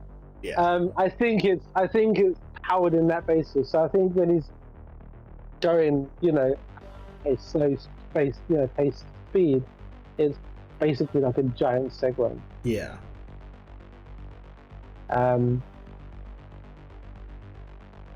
Yeah, and his guns he has on the front. As he leans forward, they apparently have like a self leveling mechanisms inside them, so they always face and always like level themselves off as well. Apparently, yeah, they really put effort into making that thing work. Real. Even though when he puts his hands in and then turns, and you see all the chains move inside the framework. Yeah, that mess is cool. I like the small details like that. That's legit as well. Wow. Yeah, they cooked with that. It's because I was like, I heard something, and I'm like, kind of, not like the more coffee, no.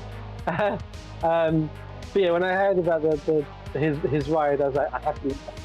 I saw the video. One of the creators one of the designers on it was talking about it. It's just like, yeah, that's cool. Wow. But yeah, man. Like I said, it's gonna be pretty insane seeing what they do in the next upcoming season 3. Because there are some characters that need some help. They're gonna need some help. So yeah, they're gonna really start building up the world aspect now that things have changed in the Twisted Metal universe. So I'm trying so hard not to spoil stuff right now. But yeah, there's gonna be some changes after season 2. You'll know what I mean. So you guys definitely check out season 2. Probably around the time when season 3 gets announced, we'll probably come back to it and give the actual spoiler version of our review or like just discussion of this. But I'll give you guys some time to like watch the show, and then we can like talk about everything. But since it's still fresh, it just finished last week, we'll kind of hold off on that. But once season 3 gets announced and we have a date, we're yapping. Okay, so you guys get it together. I don't want to hear any complaints. Oh, I didn't watch it. I didn't watch season 2. Nope. Too late. So. Yeah.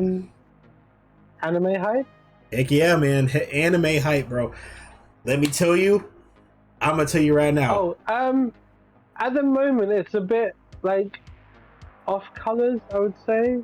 Mm-hmm. Not like grays, but yeah, it's definitely not vibrant. Unless you refer, I can't. Yeah.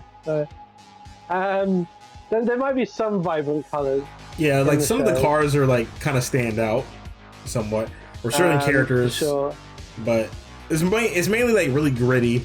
It's not too cartoony with their their designs and stuff. They've definitely taken liberties with certain designs of cars and vehicles and like character designs and whatnot. So it kind of fits a more realistic version of the Twisted Metal universe, while still kind of giving you that level of characterization that you can still identify the characters. But yeah, so looking forward to that. Just watch it. Just watch it. But yeah, I hope you guys enjoyed that show because it's fire to us. Like we like Twisted Metal has been cooking with season 2. But speaking of other shows, anime hype, bro, next week, and I'm going to it. You guys have probably seen the ads for it. Demon Slayer, the movie, bro. Dropping next week. That is next week. September. Interesting date they chose to drop it on, I'm not gonna lie. September 12th is like I think the worldwide, or at least the I think EU and US release. But I get to see it a day early for because I have like a deal or something. So I get to see it a day early on September 11th, which if you know your American history, not the best day. Not the best day in American history, but we're gonna make up for it by watching some Demon Slayer. We are looking forward to that. I'm hyped because I think that's what they're gonna do is just like do a bunch of movies. I don't think we're getting another like episodic version of Demon Slayer after the Hashira arc that they just did. I think it's all just gonna be films, if I'm not mistaken. That's what the expectation was. It's just like a bunch of Demon Slayer movies that finishes the series up, I believe. I don't know. I could be wrong. They might have updated that. It makes sense to do it that way. Yeah. So I think they're just gonna do like a bunch of movies. I think it's gonna be like 3 movies, 3 or 5 movies. But as I say, firstly, it makes sense to do it that way. But at the same time, it's kind of irritating. Mm-hmm. Because it means you got to wait ages for them. Yeah. They're wait it out and they take longer to drop. So I mean, don't get me wrong. I think the next part of the series, I think, is good. You know, where they just gone into, that needs to be a movie. Yeah. You know, the anticipation waiting for another episode. Yeah, because this is gonna be, because from what I've seen, it's just gonna be nothing but fighting. Everybody just fighting somebody. Somebody's gonna be fighting this guy. Somebody's gonna be fighting that guy. Everybody just boxing. I think it might be like fighting, pleading, dialogue, fighting. Yep. To be fair. And Cuss is asking, why is that not a good day in the US? Oh, well. Unfortunately, that is 9/11. That might have been a bit more like...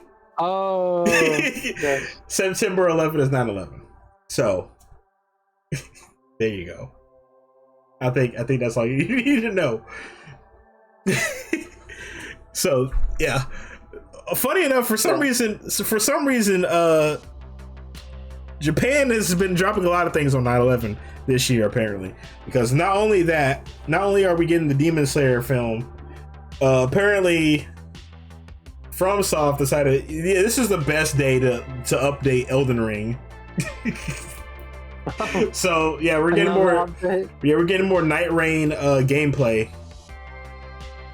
Oh, that's cool. Yeah, this is some new game mechanic they're adding on to it on that day. So yeah, it's gonna be interesting. So we'll probably I'll probably watch the movie and then come back, and then the next day play some Night Rain and see what the new game mechanic, the game mode is. So look forward to that, chat. Now, was there any other anime hype you want to talk about? I don't really have much at all, to be fair. I've only really watched 2 shows. Mm-hmm. I've been watching anime shows. One, I think, has just ended. And maybe there might be, I don't know if there's any more episodes left of the season, but if it has ended, it's a good ending. Which is Dr. Stone. Ooh, I need to catch up on it. Don't tell me. Don't tell me. But I'll say this: I'm both like intrigued and disappointed at the same time. Uh-oh. Oh boy. Yeah, I'm thinking I'm like 2 seasons behind. I need to play catch up. So. But disappointed because if it's the last episode of the season, Oh. and I've got to wait another 6 to 8 months to find out what happens next. Yeah. That's why I'm disappointed. That's the best kind of. Are you kidding me? That's the best kind of disappointment. Is like when you want more. Not. Oh I mean, man. I mean, there was. Okay, I see there what was you mean. See, I just saw anticlimactic bits in it. Uh-huh. It was like cheesy. It was like a cheesy ending aspect, like slightly anticlimactic, slightly like OMG, but the MacGuffin at the end is like, oh, okay. So it's build up. So you know it's coming, but then you're still like, really? So yeah, without like, trying to spoil it specifically, yeah. That's I'm trying. That's how I would. That's how I depict it. You know, without spoiling it and telling me what happens, why, and how. Like that's my explanation. Build up. You know it's gonna happen, and yet you still don't believe it happened. Right. And then you're like, ah. Yeah. And then they just leave you hanging. Yeah. Well, maybe. I mean, I don't know. It's like episode 21. It's a weird. Seems like a weird number to end the series on. Yeah. And this is for season 3. Yeah, it's season 3. Normally it'd be like 22 episodes or 22. So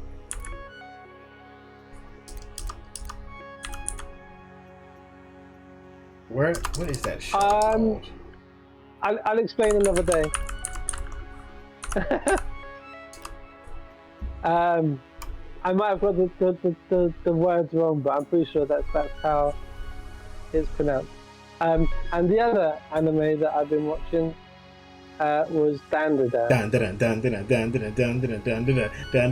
Okay, sorry. Yeah, I was about to say that's what I've been looking forward to. Is that new whatever they've been advertising? I'm ready for that. I want to see this cool dude. He's like into mechs and stuff. He's like flexing. He's like a big old nerd, and he's like Okarune's #1 op. He wants all the smoke. I want to see. It's like something they've been advertising. It's something.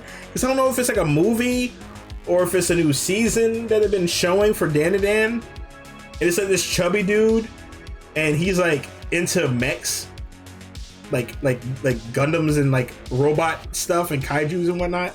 That's like his niche, and he doesn't like Okarune. Okay. And they've been advertising it. I think it's like a movie or like a special episode they haven't came out with yet. But they've been advertising it. I've been seeing it, and I'm like, I want to watch this. Hurry up! When like are they? I guess they're waiting for the new season to finish up, and then they'll release the movie or whatever the special is afterwards, and then it'll go into the next season. I think I said where I get the time from to watch them all. I make my own time. Yeah.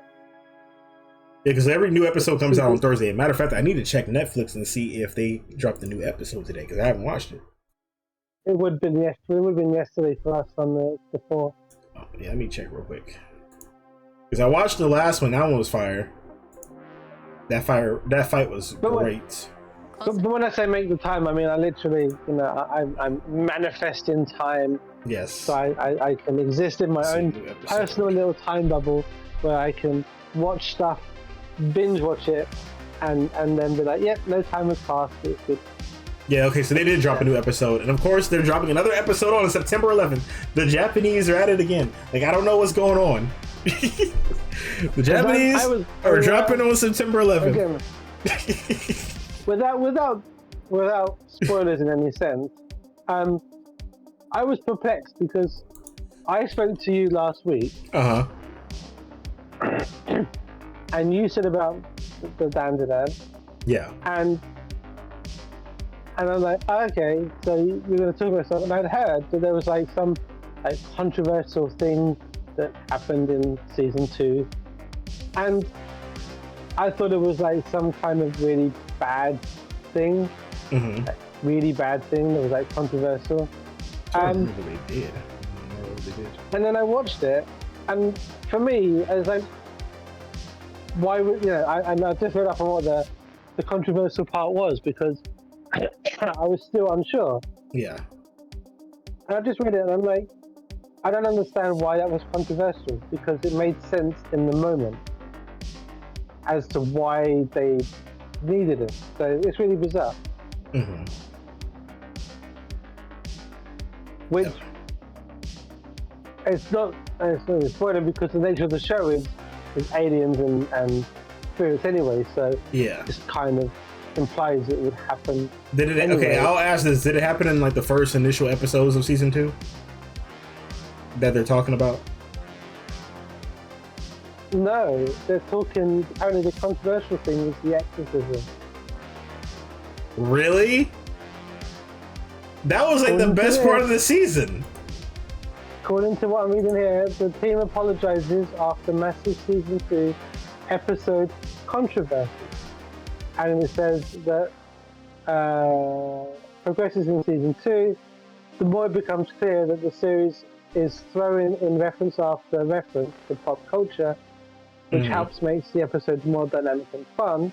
One particular reference went a bit too far, though, in episode 6. A fictional band called Aishi performed an exorcism song that you can check out in this article after the episode aired. Bro, a member what? of the real-life band signal blamed similarities in their live performances. The declaration led to... So I think there was a thing of... There was a band that said that the song was like their song. For Dan to Dan, Custard.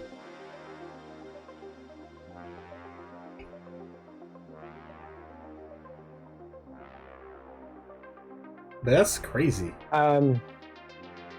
Yeah, it says apparently the similarities were pointed out by the founder and drummer of X Japan.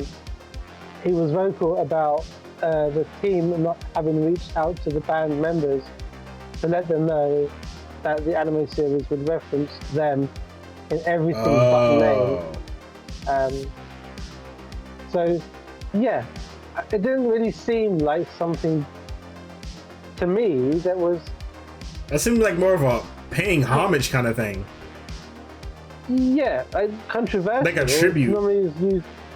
Yeah, controversial is normally used to describe something bad. And yeah, without spoilers, the stuff that happened in the first few episodes, like there was stuff in that was like, that's what I thought you were talking about. Was like maybe the first episode of season 2 or the last episode of season 1. I'd be like, that's what I would expect you were gonna say.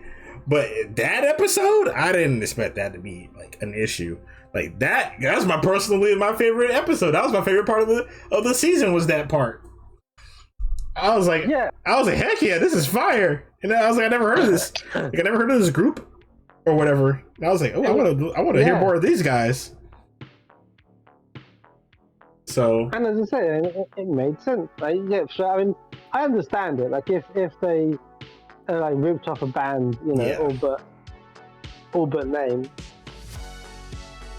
But like, they kind of aren't. But aren't they? Wouldn't they be protected under like parody rights? I don't know how copyright works in Japan or whatever, or how references work in Japan. But I would expect they would be protected under parody, and it was only.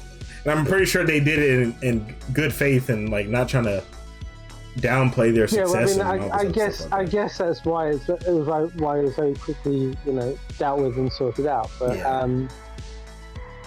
But yeah, it did just seem very weird, to be honest. But yeah, other than that, like, it's pretty cool. As I said, I think I pretty much watched all 10 episodes on Monday. Mm-hmm. In a very short space of time. Actually, as well, I just was doing a whole bunch of stuff, I think, on Monday.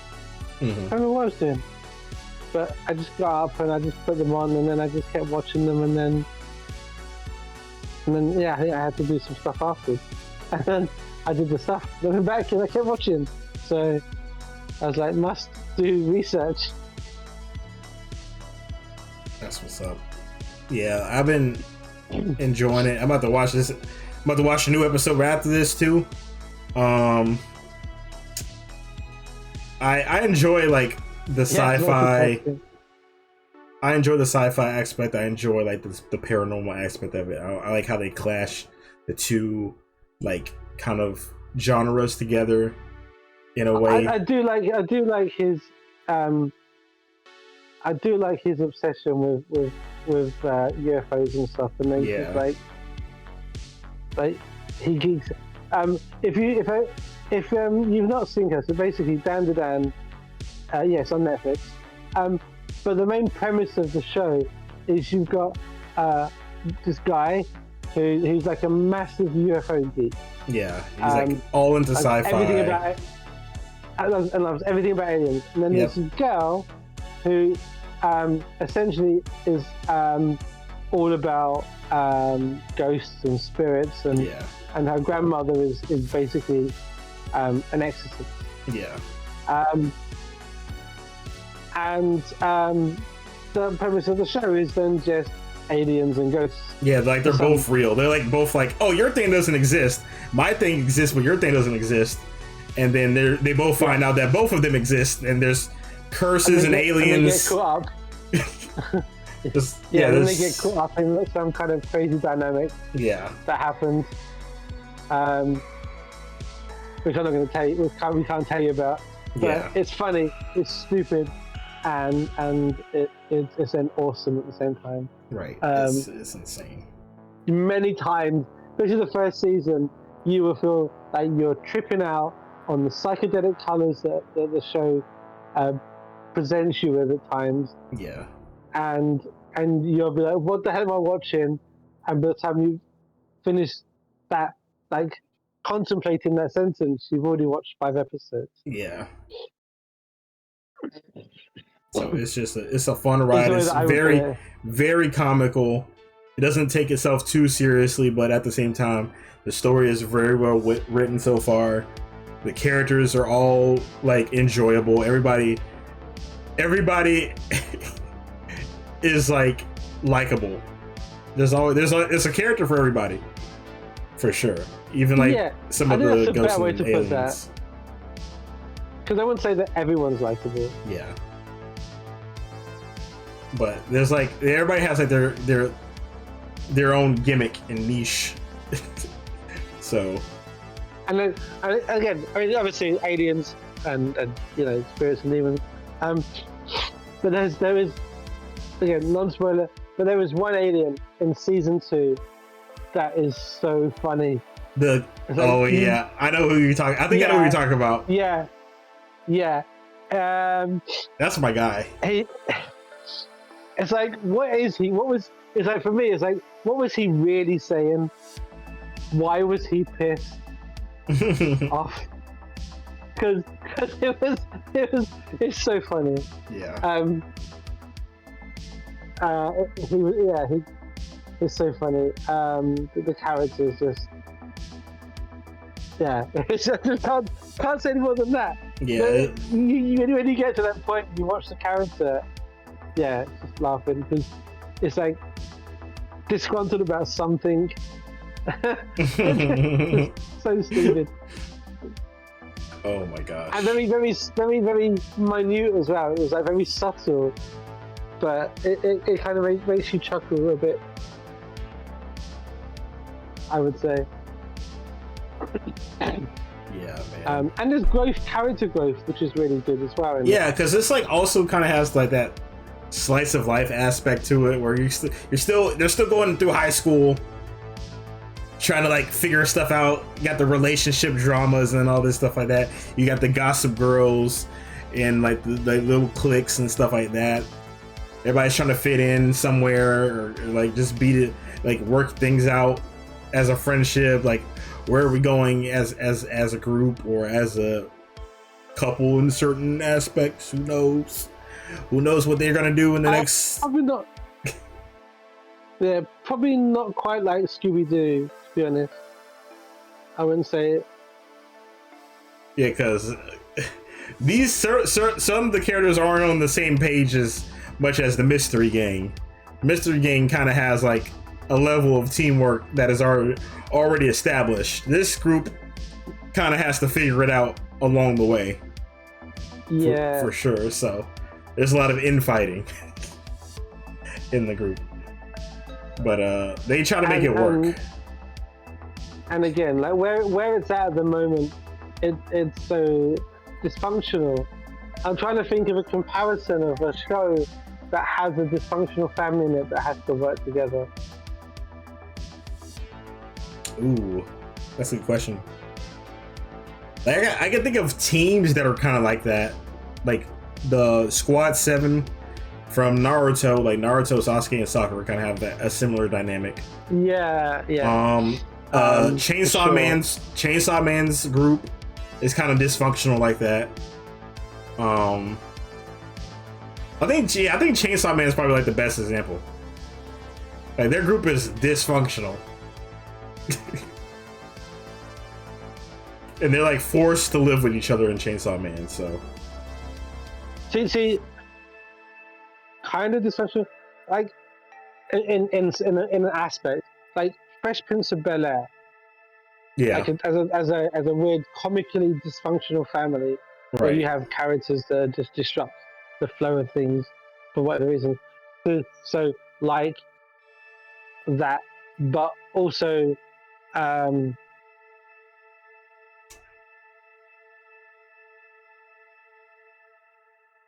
it's really hard. There was a few that I was thinking of that were kind of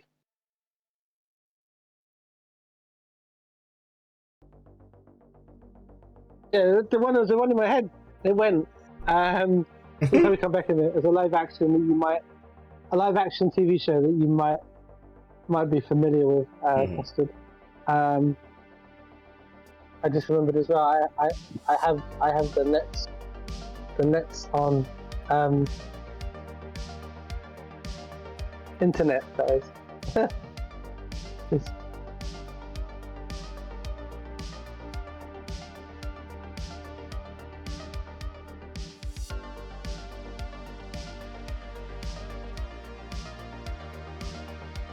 Like the Munsters or Addams Family? Addams Family, maybe. Yeah, it's kind of like that. I was thinking Addams Family, but they're not quite.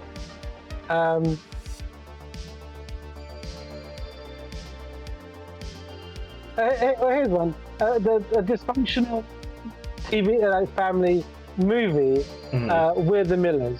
If you've ever seen We're the Millers. Yeah, that's a good one. That's a good example.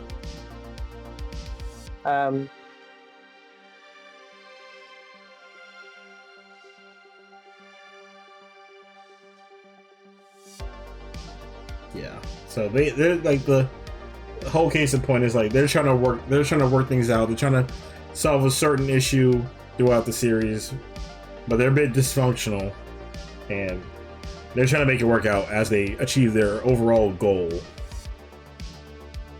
But I highly recommend Dan to Dan. I'm looking forward to like whatever this special is that I keep seeing advertised. I'm looking forward to watching that too. So yeah, looking forward to that. The best dysfunctional TV family, The Simpsons. Oh yeah, that's a good example. Malcolm in the Middle. Malcolm in the Middle, yeah.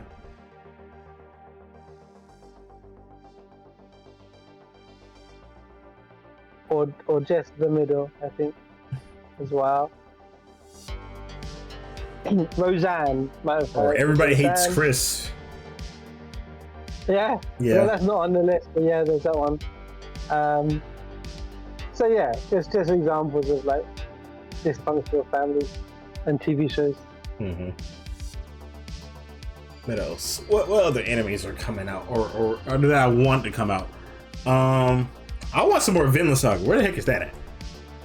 I don't know about that. I started watching it. I got halfway through there and I got bored. It's just that there was. Egad. Yeah, they're kind of. They're not a real family, but they kind of like act like one. Mhm.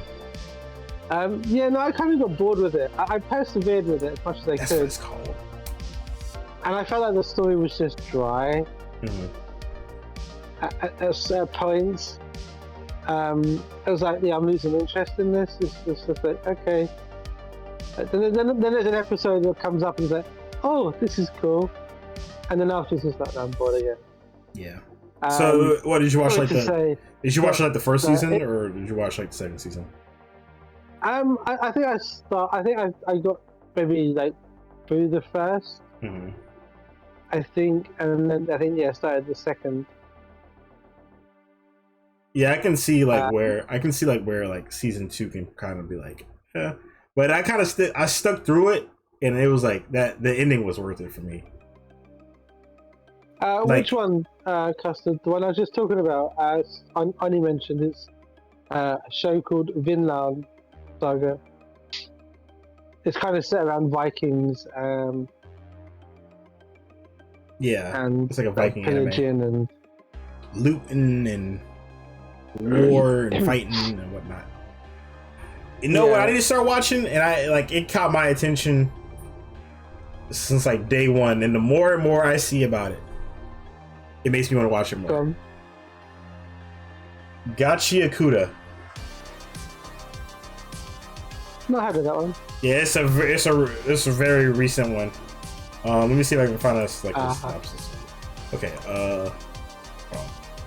In a floating city where the rich discard their waste and people, Rudo is framed for murder and thrown into the pit, where a hellscape of mutated garbage beasts dwell. Rudo aims to battle monsters and the corrupt who cast him into hell.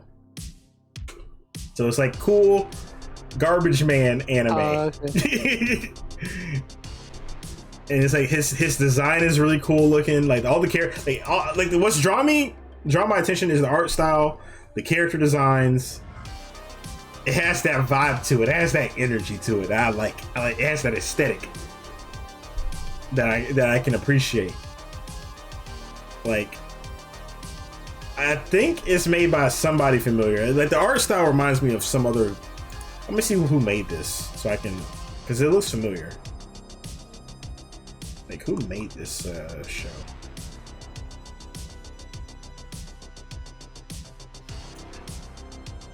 Did they make anything else I've seen? Oh! They also worked on Dan. The writers worked on that. They worked on Jujutsu Kaisen 0. They worked on Attack on Titan, like the final season of Attack on Titan. Chainsaw Man the movie. Mob Psycho, Vinland Saga. The screenwriter is Hiroshi Seko. For some unknown reason, my phone logged me out of Discord. I probably not heard the last few moments of your talking. I heard you read the synopsis, and that was it. Oh. I mentioned about garbage man fighting garbage man.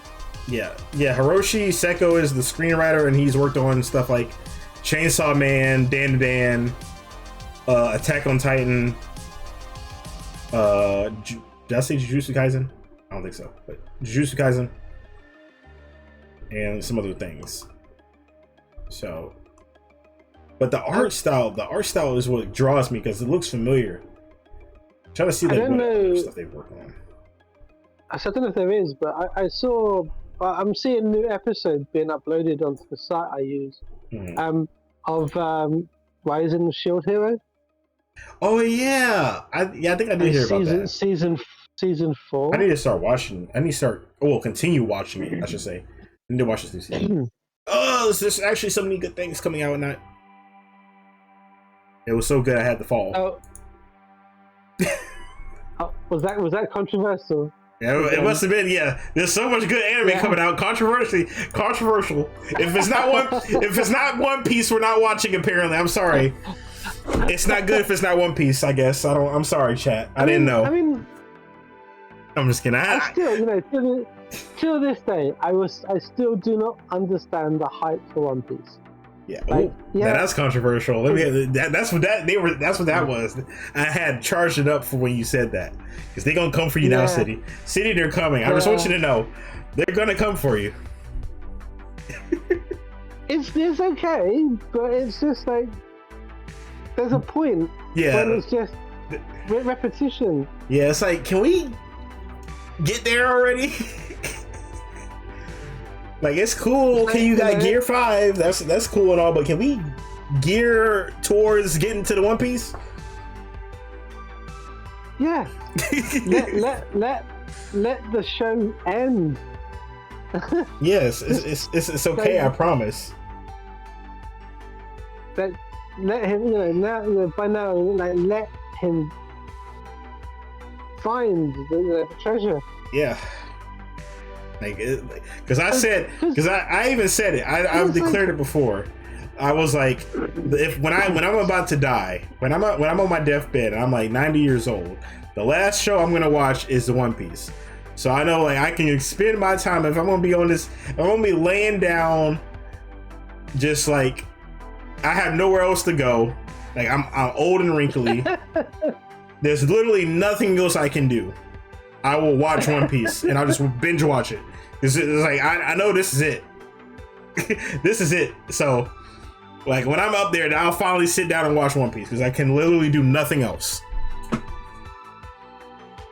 So that's funny. So that's my anime game plan. One Piece will be the last thing I watch. Literally. I mean, like, the live action show is good. Yeah. And I've watched the live action show twice. I'm like really looking forward to the second season when it comes out soon. And I mean, although they changed bits, it's like they, and there is already kind of like, controversy for the second season, because they've changed the look of some of the characters. Yeah, I heard about that. It was like who cares? Or Oda already confirmed that he made it. That was his decision. So like, who am I to say? Who am I to say? But it's like the show kind of is streamlining the anime, and that I can get on board with, because the anime is so long. Yeah. And there's so many episodes that are irrelevant. And just like, what am I watching here? You know, kind of thing.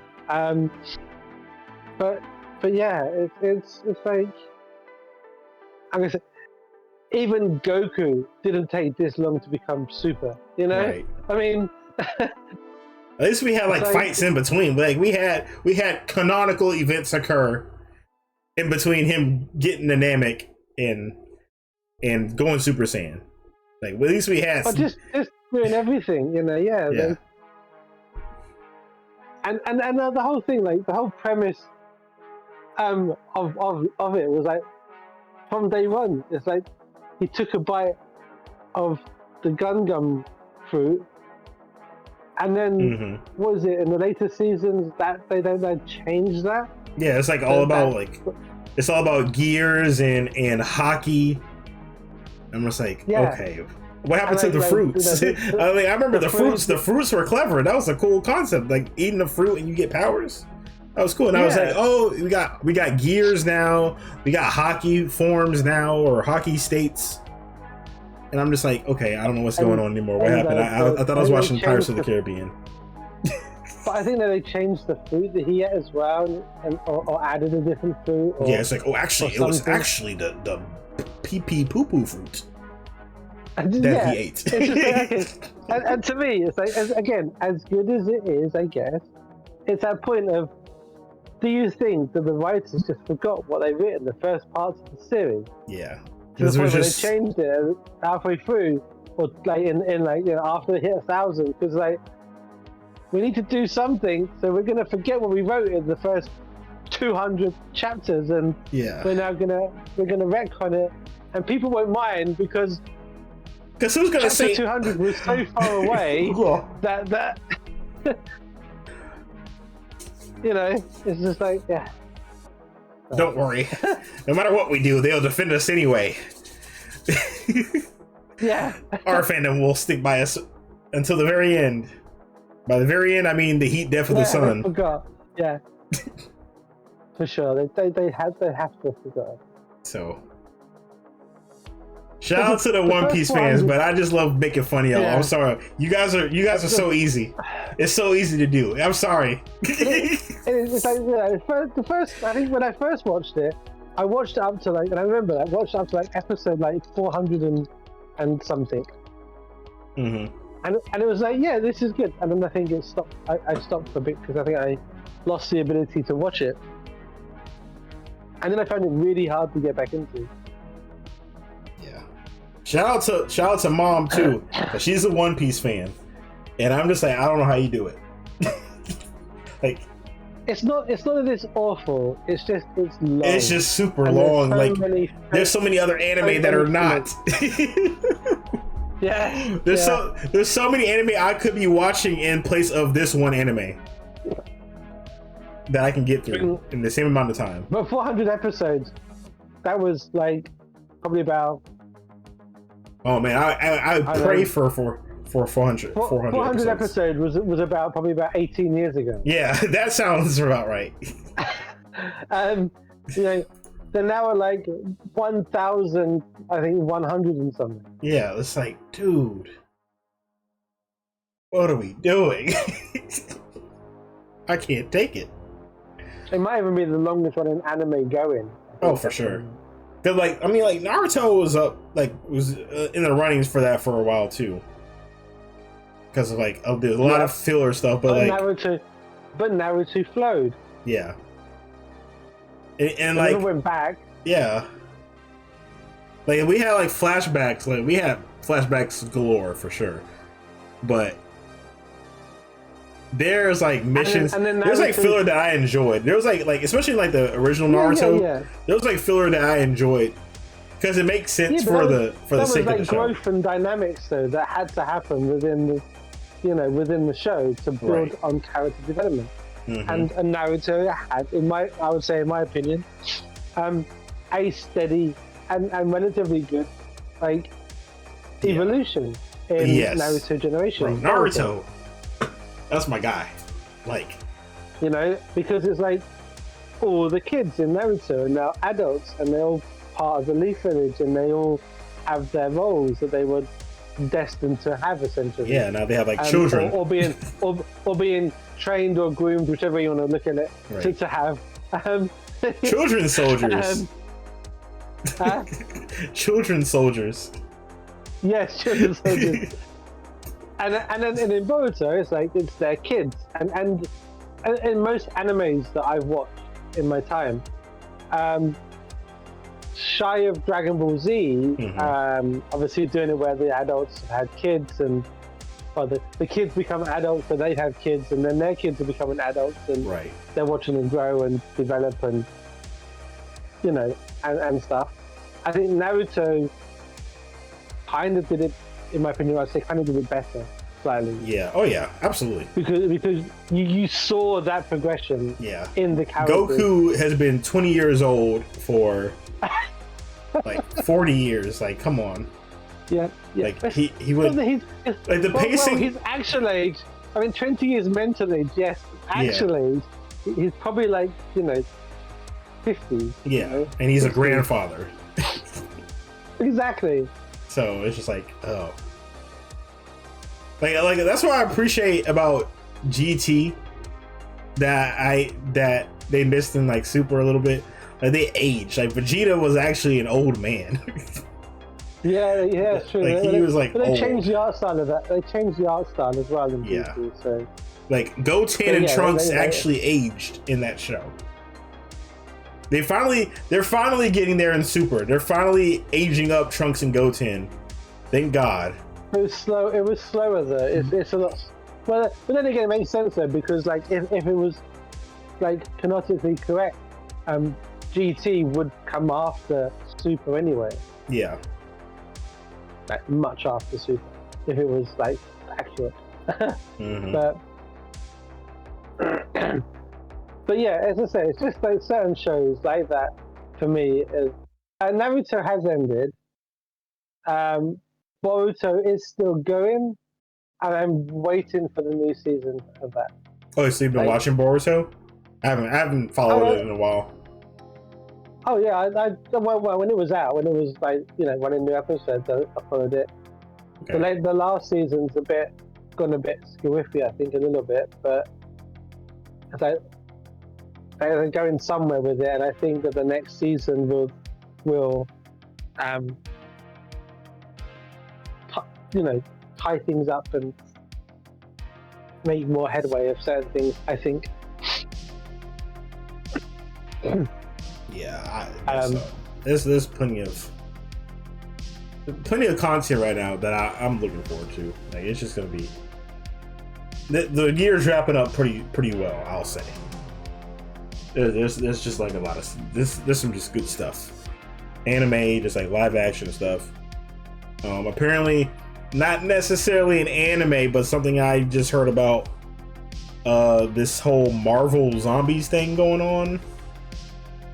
Oh, well, that's part of the what? Isn't it part of the What If saga, or is it like a standalone Marvel Zombies movie? I don't know. It might be, because I know they were trying to do something with that a while ago. I don't know if they did it or not. I think in actual fact, I think it might be a standalone Marvel Zombie movie that's an offshoot of the Marvel Zombie What If episode that they did. Yeah. I think that's what I think that's where it stems from. But I also think it is animated, kind of. Yeah, it's animated. Like slightly better graphic animated, but it's still animated. Mm-hmm. So yeah, I'm looking forward to that. And hopefully will be good, because I mean, you know, the bar's low for Marvel at the moment, I think. Except for Thunderbolts. Thunderbolts was quite good. Okay. I quite enjoyed that. I've watched Thunderbolts twice. Yeah, it seems like it might be Superman, DC's turn, because I heard like Superman was pretty good. The new Superman. It's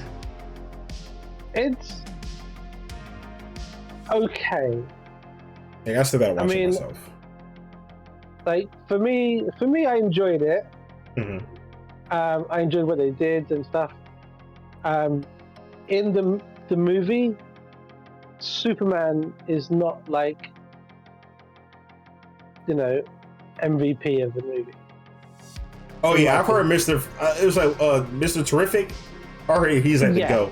I heard he's the GOAT in that movie. Yeah. Yeah, hell yeah. So, and that's kind of good. It's good to see, like, I think that's a good thing though, because it's like, one, you get to see that human side of Superman that you don't really get to see. He's a bit more like humanized. I feel like he has like a bit more character. I know the custom fan that wants to see this show, so not like too spoilerish, but yeah, I mean there's aspects, because I'm a DC fan. I've already said before, but like, you know, there's aspects of the movie that I really enjoyed, and then there's aspects of it that I'm like, why did you put that in there? Why did you make that a thing? You know, it's like, why do this? Why do that? You know, those kind of questions for me did come up in that film, and I understand kind of, you know, the why, and it's because, like, you know, James Gunn wants to make it his little pet project and have it tie into other things that he's also doing to try and make a DC universe thing, like he did with the Guardians. But it's still like, sure, do that, but like, don't change something if it's not broken. Right. You know, like, I know there were some people that were disgruntled that it just throws you into the movie, like throws you into the world. Yeah. And I'm like, that's fine. Yeah, because like we don't need to have another origin story, bro. We know what happened. We don't need another one. I'm honest, unless they did that. Even if they did that, I would argue we don't need that. anymore. Yeah. I think we're past the whole Smallville, Krypton blew up Smallville, raised by farmers. Whole deal. Let's get to the meat and potatoes. We work at the Daily Planet. We're already in the skies. We've been doing this for a while, like, but now we're establishing that beef between him and Lex, and like establishing like other superheroes in that universe. Build up. I feel like there was a vague. I've been hearing the rumors. There was a vague reference to the newer Batman somewhere in there. I don't know. I'm just from what I'm hearing. You talk about the Clayface movie. Maybe. Okay, if it's the same reference that I've heard, it's appalling. Like it's talk about trying to stretch something for something. It's like it's stupid. Mm-hmm. It's not a spoiler, so don't worry about it too much, Custard. The reference or so there's a new Batman movie coming out, which is having Clayface in it. Yeah. That's I believe Robert Pattinson, Mr. Sparkly, Yes. is coming back to reprise his role as Batman in that movie. Mm-hmm. They're doing shoots for it, I think, in Glasgow at the moment, in the UK. Right. And in that movie, there's a newspaper article that apparently has a particular style of font on it. In Superman, you see a newspaper article that has the same style of font on it. And someone is saying that because they have the same style of font to the articles, that means that they're part of the same universe. Or the same world. And it's like, how thin are you trying to stretch you got that Luffy reach. Yeah, to say that, because these two papers are the same font, one is a Gotham paper, one is a Metropolis paper, yeah, that they're in the same world. It's like, but someone hasn't taken them there. Yeah. And like I can maybe knowing certain things, like I can see that being something like that, but like there's gotta be more. That can't be the only thing. Because like not everybody's gonna get that. A little bit something more on the nose. Like if they play like a music, like a certain tone of like the music, maybe that'd be a bit more like, hey, this is more a Batman kind of vibe that they play. Like, yeah. Like this person's like a Batman villain or something like that. Like they bring up like a niche like Batman villain name or something like that, and he's in Metropolis or something. The thing is, and the problem with it is this. Mm-hmm. They introduced Peacemaker. Yes. Which is, Mr. John Cena. Yes. Like, really good. Like, Peacemaker. I need to watch that show too. Yeah, I love him. I love him as Peacemaker. It's funny. Now, Peacemaker is an offshoot from Suicide Squad. Yeah. Not the first one, but the second one, I believe. Yeah. With Mr. Fishman and stuff in it. Yeah. Well, that's a part of the mainline DCEU, isn't it? Isn't it Suicide Squad part that's arc of DC? Well, this is the thing that because there was two Suicide Squad movies. They did the first one, which was with Will Smith in and stuff that had Harley in it. Yeah. And they did the second one, which was also with Harley in it, the same Harley. Yeah. And it's implied that they're the same but they're different. However, Peacemaker was in the second movie, and Peacemaker is now in his own show, right? And at the season 2 as well, by the way. And at the very first episode of the season, there's like a little recap of the show before, and you see Peacemaker carrying one of the characters in the show, like because they've just like rescued, or just saved the world kind of thing. And he's carrying the show, and then it's like, what took you so long? And what you're presented with is Green Lantern, Hawk Girl, Superman, Right. kind of silhouetted and stuff in some way, which are Superman, Green Lantern, and Hawk Girl from the new Superman movie. Originally in Peacemaker Season 1, at the very end of Peacemaker Season 1, the superheroes you see are the ones from the Justice League movie. Oh. So the Wonder Woman, the Aquaman, and the Flash. So and James Gunn is behind the Peacemaker stuff. And in the Peacemaker Season 2, there's a moment where there's like this interview process, and the Peacemaker is being interviewed by James Gunn's brother. That's crazy. And Green Lantern and Hawk Girl from the Superman movie. So it's like they kind of retconned the universe to justify what they're trying to accomplish now. They jumped, basically, pretty much. And they can kind of get away with it to some degree because of how the DC multiverse works. Yeah. I guess. And also that nobody wanted the old stuff. Like, the old stuff kind of was like, ew, we can kind of scrape that off the Yeah, and they can also kind of get away with it because I think that they kind of tried to slightly introduce different dimensions, different multiverses. From what I saw from the trailers in the Peacemaker series, right? And stuff that you hear like behind the scenes talking about from John Cena on shows and stuff, on like SNL kind of things that he has said.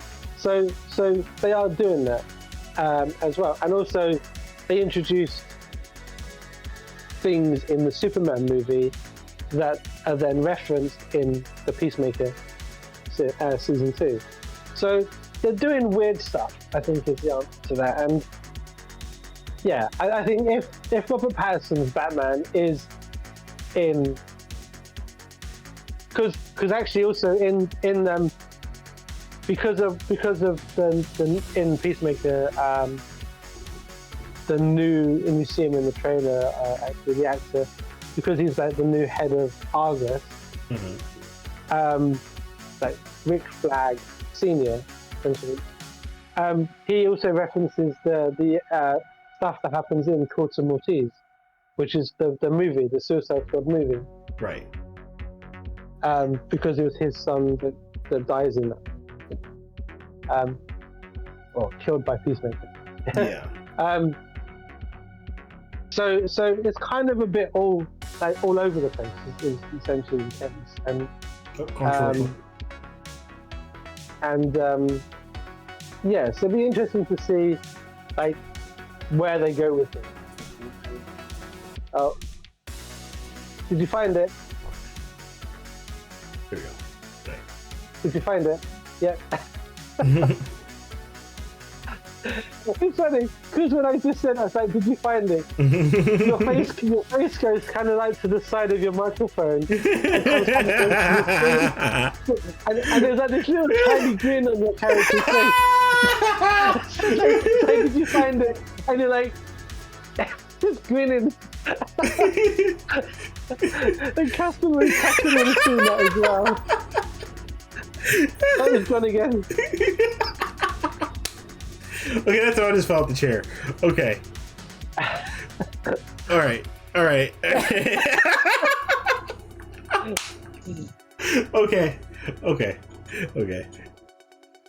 That's to try to find that bit and clip it.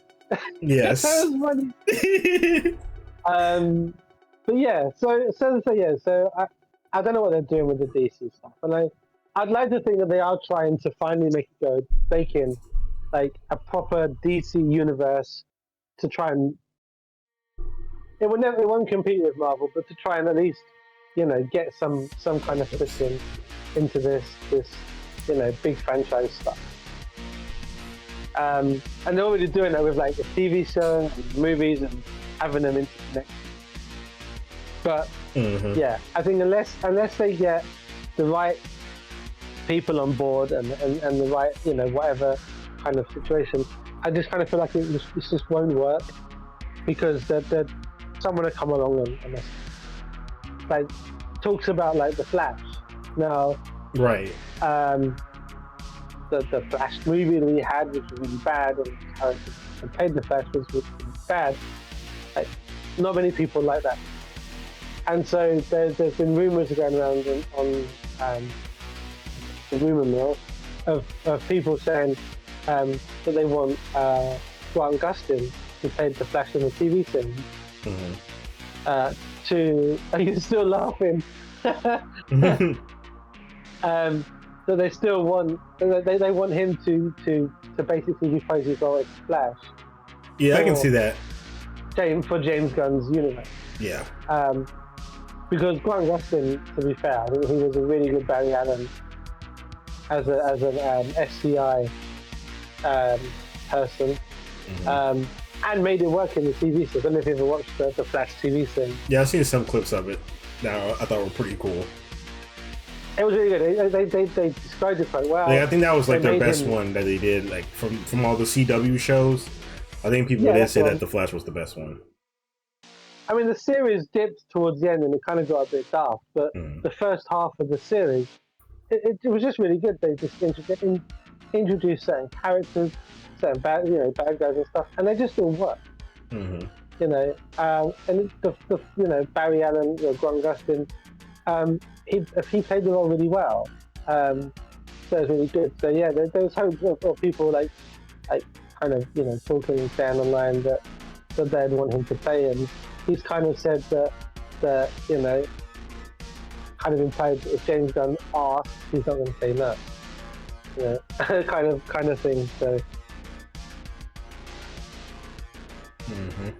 But yeah, you said before, Custard, about the same as they did with the Spider-Man multiverse.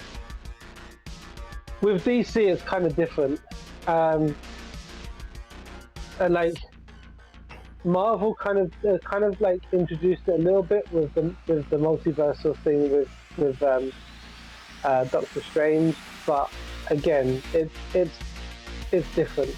And the DC universe is kind of more established as being a multiversal thing. Right. Of different Earths and as opposed to like more significance in the DC, where you have an Earth Prime and then every other Earth is an offshoot of it. A slight things have changed.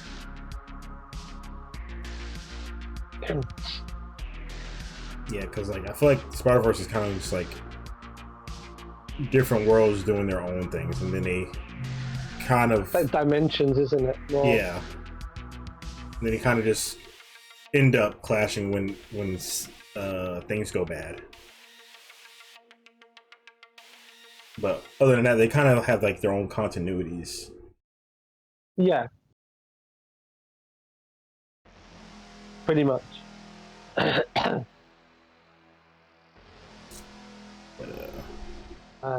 Let's see. But yeah, that's me done on that one. Yeah, that was. Yeah, I'm looking forward to seeing what they do with the DC. Like, because like my whole take with like the DC is like recently, like the live action stuff has been like, ugh. But they always did good with their animations, and I feel like it's been the opposite with Marvel. Yeah. I feel like Marvel's live action stuff been pretty good. Doesn't have the same timeline. But the cartoons are kind of like So like the MCU stuff was pretty good. It depends on which cartoons you're referring to. Oh, you're talking about Marvel cartoons. Yeah. But the Marvel cartoons don't really they not necessarily like the TV. Oh, see, controversial. Like the cartoons. It depends on the cartoons. Like the TV shows, the TV shows are fine. Like most of the Spider-Man stuff is fine. Like throughout the years, Spider-Man has always been like a safe option, and it's always been pretty good. But like the cartoon films, they kind of like. Oh yeah. Like people don't really talk about those. Like people talk about like Justice League, all the Batman movies, like cartoon movies, like throughout the years. Like, yeah, people still reference the freaking the one with I think it's Hush, Killing Joke. Yeah, Killing Joke. Like, Yeah. people still talk about Killing Joke. So it just has like a better impact. And I feel like the live action DC movies could learn from like how the storytelling is from those cartoon movies that they have. Well, it's weird because from my understanding, like DC is all owned by Warner Brothers. That's Yeah. it. And yet, yeah, they can't seem to get things right with the live action movies as they do with the animated. Yeah, 'cause Yeah, it's like some of the animated stuff. It's like different Um, teams, and they should like collaborate or something. Yeah. Like, figure it out. Yeah, pretty much. Like, get And both of the in teams actual fact- together in a meeting room and like just have them help brainstorm Yeah. the live action writing. I was just saying, in actual fact, it's almost true to true life, to be honest, because that's how the DC multiverse kind of happened. Yeah, Is the different writers were making different stories, and then we're just like, oh, we'll just make this a multiverse, yeah, and all these different stories of these characters are all happening like independently, but they're all like offshoots of a a prime universe, prime Earth. right. So we'll change this, we'll tweak that, kind of thing. And yes, Custard, yeah, you mentioned the Ninja Back. Have you seen them on? Definitely. Me personally, I haven't seen it. I wanted to at first, but then I'm like, I'll be alright. They're good. I recommend them. They're very much a sit back and enjoy. Just enjoy the silliness, the stupidness, the kind of absolute insanity of a like over the topness of a show, of a Right. movie that's animated. That has a relatively good storyline. Oh But yeah, Young you've gotta Justice watch- was good too. Custard, yeah, You've Young got to Justice watch like was fire. Batman Ninja and then Batman Ninja 2. Ninja 2, you laugh your head off because it's just like right at the beginning, you're like, what the hell is happening here? Right. When you have literally like Yakuza raining from the sky. Wow. Yeah. But yeah, it was actually called a Hurricane Yakuza, yeah. which is funny. But yeah, Young Justice, again, really good animated series that they did with Yeah. DC. Yeah, just another example. Yeah, so they need to like just work together, get into a meeting room and just like help them out, please. Like, we have we have another chance at this. Like, we know Justice League didn't work the first time. We're gonna try again. Okay, we're gonna have a new roster that people are actually liking so far. Let's just do it right this time. Let's keep it up. Let's just keep getting it right for once. Let DC be great. Be good. Be fantastic. It's like the whole like Flashpoint. I mean, they tried to do it with the Flash live action. Yeah, like, how did you mess that up? But then they messed it up by them having two Barry Allens. Yeah. It's like, why? And just have Wally. Why? Why they just have Wally instead? Just have one Barry, one Wally. Well, no, the thing is Flashpoint is yes, is Barry Allen, but if I remember correctly, it's also an aspect of the story is also about another character as well. I was just saying Reverse Flash, but there was one story. Oh yeah, it was Reverse Flash. It was Eobard or something. And the like Flash. But like the animated DC animated Flashpoint movie they did was really good, but that was done in the sense it's like he goes too fast, has a thought and ends up like back in time and does save his mum. Yeah. And then just doesn't remember that he saved his mom and just wakes up. Right. But it's, loses his powers and then has to go and because everything's changed, and has to go and find Batman, who's not Batman, Bruce Wayne. It's Bruce Wayne's dad. Yeah, I do remember that. Who's actually the Batman. And he has to basically get the dad to hook him up to a machine and stuff, and electrocute him twice. Practically like almost killing him the first time round. So Right. It's like, yeah, it's so like impacting, and so they just don't really problem. Yep. Good job. You did it again. Otherwise, I'm gonna rant again. Yep. See, we're just hiding from the facts. Yes. Yeah. Okay. Yes, indeed, Custard. But anyway, that was another one. That was a good example because like it wasn't even like a Batman film. Like Batman was in it, sure, but like that was a Flash film and it still worked. Like they tried something with a different superhero, and it still worked. So the writers just figured it out somehow. So they need to just settle down, come to Jesus, and get to writing. But with that being said, it is almost 3 hours, and it's about to get crazy. Because the other one finished around this time too. The other one was like 2 hours and like 50 something minutes. So this is probably around the time we should start like wrapping it up. This conversation has been absolutely fire. It's good to be back. You feel me? So glad we finally.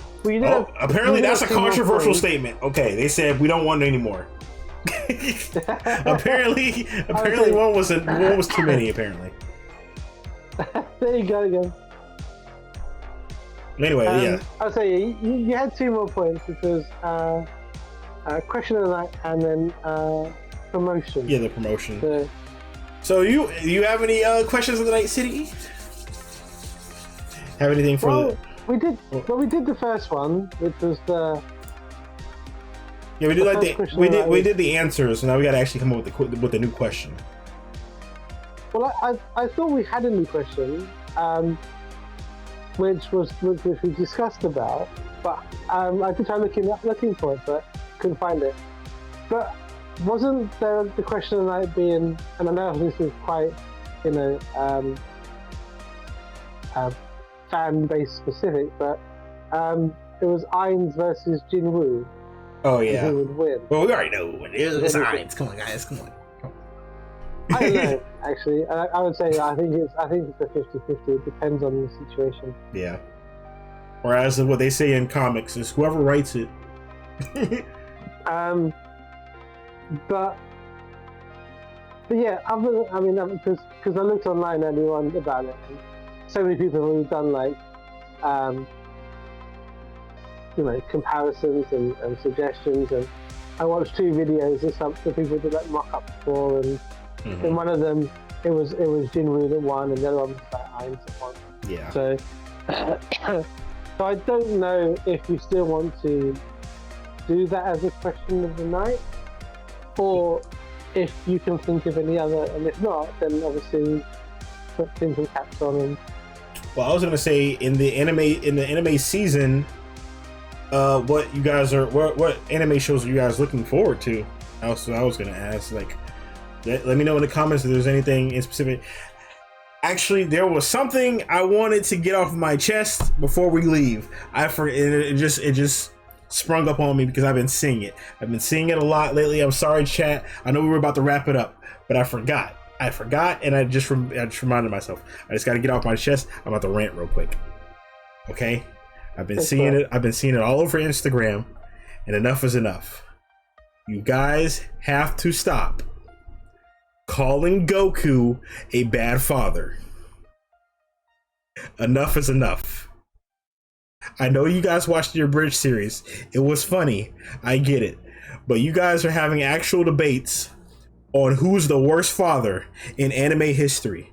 And you people are saying that Goku is worse than freaking the dude from Full Metal Alchemist that literally turned his daughter into a dog. Unironically. I need you guys to rewatch the regular Dragon Ball Z, please. That man sacrificed his life for his son. Before the Saiyans came in, he was spending time with his son. The only reason he couldn't spend time with with Gohan, is because he freaking died saving him. He is not a bad father, okay? You might have an argument for Goten, but once again, the moment he was going to have the opportunity to spend time with his son, Vegeta decided, oh, this is a good time to be mind controlled by an evil wizard, and blew up the tournament. So it's time for you guys to set the record straight and get a reality check and understand that this dude is trying to save the world. He has a responsibility.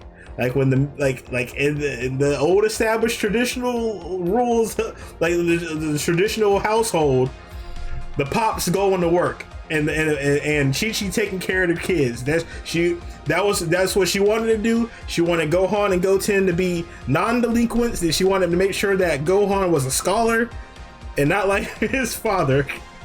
But it turned out like Goku's job was to save the world. That's how he put food on the table. He went to world tournaments and saved the world. And Chi-Chi was like, I'm gonna be the mother that I need to be for my children. I'm gonna make sure that Gohan studies. I'm gonna make sure that Goten takes care of his chores and stuff like that. So I just had to get off my chest, bro. I just had to get off my chest. I was tired of the slander. Like I too watched the abridged. I too thought it was funny. But we gotta start acting like that's canon. It's not. I'm not gonna have you sit here and say that, oh, Goku is just the worst. There's actual anime fathers out here abandoning their children. You're not about to sit here and tell me that Goku is worse than Yujiro Hanma. You're just not. You're just not gonna tell me. The man that killed Baki's mom in front of him and then beat the crap out of him right after. That's not a better father than Goku, bro. Wait, that's it. I had to get that off my chest before we left. Cut it out. I'm not gonna say nothing. I was gonna say something, but I'm not gonna say nothing. He's not 100%. He's not perfect. I get it. I understand. But to say he's the worst? But he does have a valid reason. Slightly. Wait, which one? Damage. Oh, Goku? Yes. You see, and they're slandering a handicapped man. City.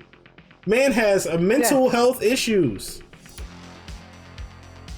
And they're like, oh, this guy is terrible. How dare y'all? How can y'all sleep at night? He's slightly brain damaged. He's poor man's brain damaged. He had a very poor, like metaphorically and literally, very poor upbringing. Yes.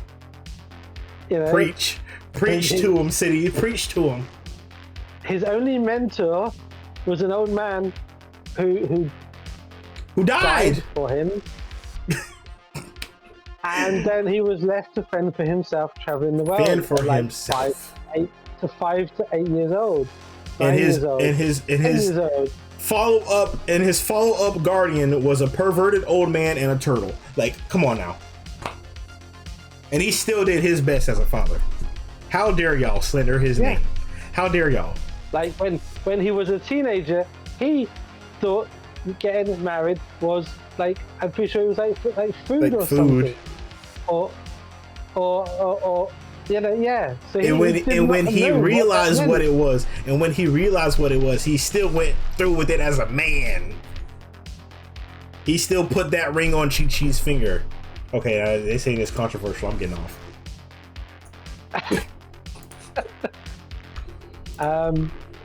So yeah, and I would say that I think that if Goku had a choice to fight 100 of the strongest warriors in the universe, or spend a week looking after his kids, Yes. he might choose the 100 warriors of the universe. Which is fair because he know they might be a future threat to Earth. So he's like, I gotta take care of this for the safety of my family. But then that's because of a genetic defect that he is compelled to fight. Yes. So again, another disability. He can't control it. He can't control it. It's impulsive.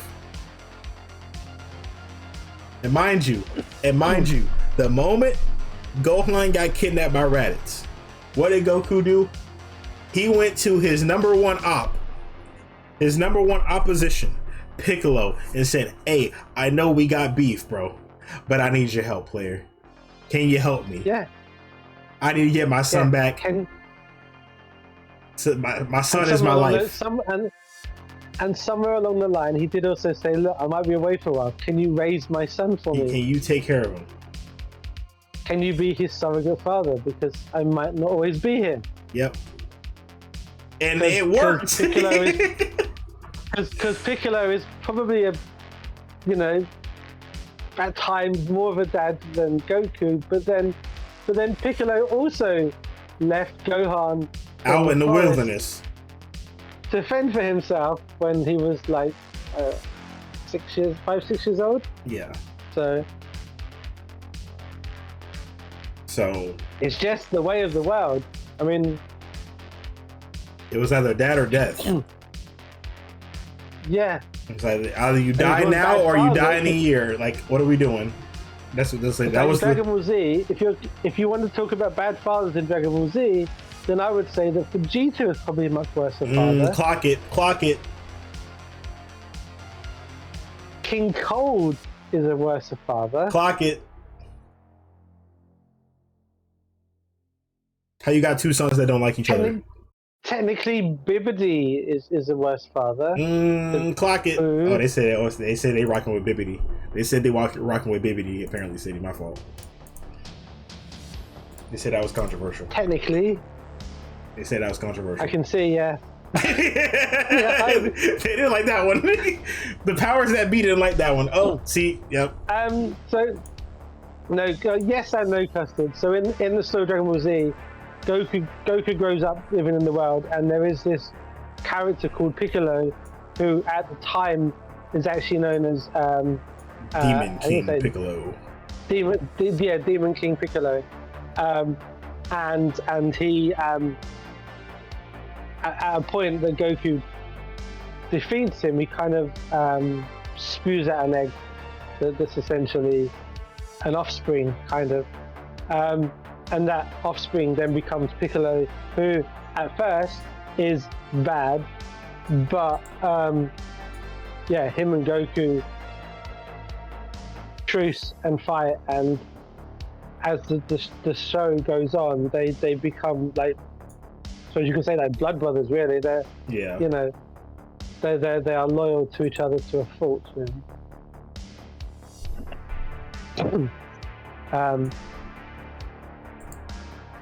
Yeah, pretty much. So yeah. That's all I had to say. Another bad father, King Vegeta. Bad father. Piece of garbage. He was a bad father to other people's children. Yeah. He was like, I'm just gonna kill Broly, bro. He's too strong. He's stronger than my son. I don't like that. Get him out of here. I know we're part of. I know we're part of the same race, and he might actually help us reach salvation by defeating Frieza in an eventual power struggle. But yeah, let's just go ahead and kill him. So yeah, no, I think it's the people watch Abridged, and then they take the information seriously. And forget that it's supposed to be satire. But then again, Abridged does do Goku bad. Yeah. In that show. Because it's like an extreme. Everybody's their personalities to the extreme. Like they times 10 everybody's personalities. Yes, Custard. Oh he is yeah, a bad Fire father. Nation, and I think he was on the list too when I saw it. He was on the list too. Ozai, and they said Goku was worse than Ozai. I was like, okay, I can't watch this. Yeah, Ozai I was like, far get worse out than of Goku. like get out of here, dog. He gives his son a permanent burn on his face. Yeah, face burns, face scars. That's abuse. Yeah. What did Goku do? Just throw like a little Kamehameha. He knew his son was going to deflect it. He knew he was going to go with Super Saiyan. He hit him with one Kamehameha. That was it, and he knew he was going to tank that. He didn't give him permanent damage. He had faith in his son. He gave Cell a Senzu Bean because he knew that his son was going to tear him up regardless. He's like, you're going to need this player. Go ahead and take the Senzu Bean. To be fair, that was stupid. I mean, Goku is renowned for making bad mistakes and bad judgment calls for the cool of the fight. Right. He will give. Yeah, it was controversial. My fault. You guys are right. My fault. That was right. It was controversial. He will give his enemy, life and health and stuff because he thinks he's doing a good deed. Even if it comes back and bites him in the ass. Right. Frieza, Sal, Boo, yeah.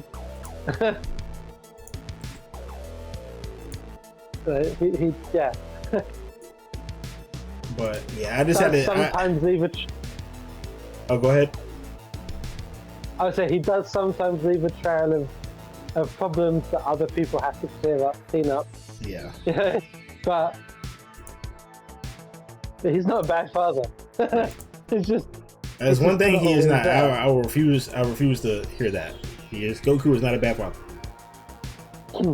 I would say the burn would be. That's the question of the night, chat. To be there. I'd say the burn would be he'd have to be there to be a bad father, and he's not always there. So. Yeah, that's the question of the night. Actually, that's the new question of the night. Who is the big three worst fathers in anime history?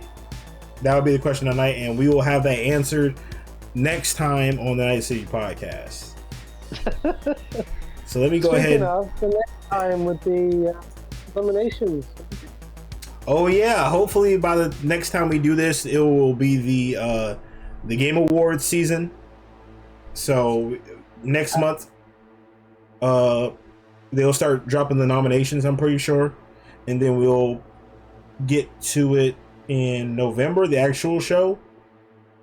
So December, the actual show. Oh, December. Okay, so November. So I think it'll be like October, November will be nominations, and then and then like the actual show. So look December forward to that. Show. So I'm probably like within like either the next episode or the episode after that will be the nomination stream, the special nomination stream, where we go through all the games, all the genres of 2025 and vote and all the controversy. Yeah, definitely. That's a given. But yeah, man, if you guys want to check out episode 1, here's a link to the YouTube channel right there. Be sure to subscribe to the Night City Podcast YouTube channel, and follow your boys on Twitch. Let me get City's link here.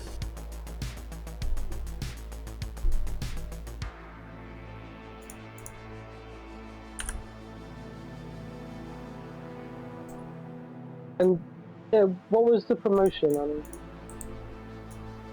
Oh, that's what I'm doing right now. That's what I just name all the hyperlinks, all the social medias and all that stuff. Oh, that's fine. I didn't know if there was like an actual promotion. Oh no. If it's something like that, I'll say sponsor or something. If there's like a sponsor in the future, I'll put that as sponsor. But promotion is like just putting in links and all that. That's cool. No. There's a link to City's channel, Twitch channel right there. Be sure to follow him there, and I will see y'all next time. Once again, thank you, City, for joining me in this fun chat. Man, we went over time. It is over 3 hours. That is crazy. But we did spend an hour in the beginning. Nearly. Fair enough. So we will see y'all next time. And drop those answers, those community responses in the YouTube comment section or Discord. And tell us what the 3 worst anime fathers are next time in the Next City Podcast. Peace out, y'all. Oni out. Okay, buddy. Take care, everyone.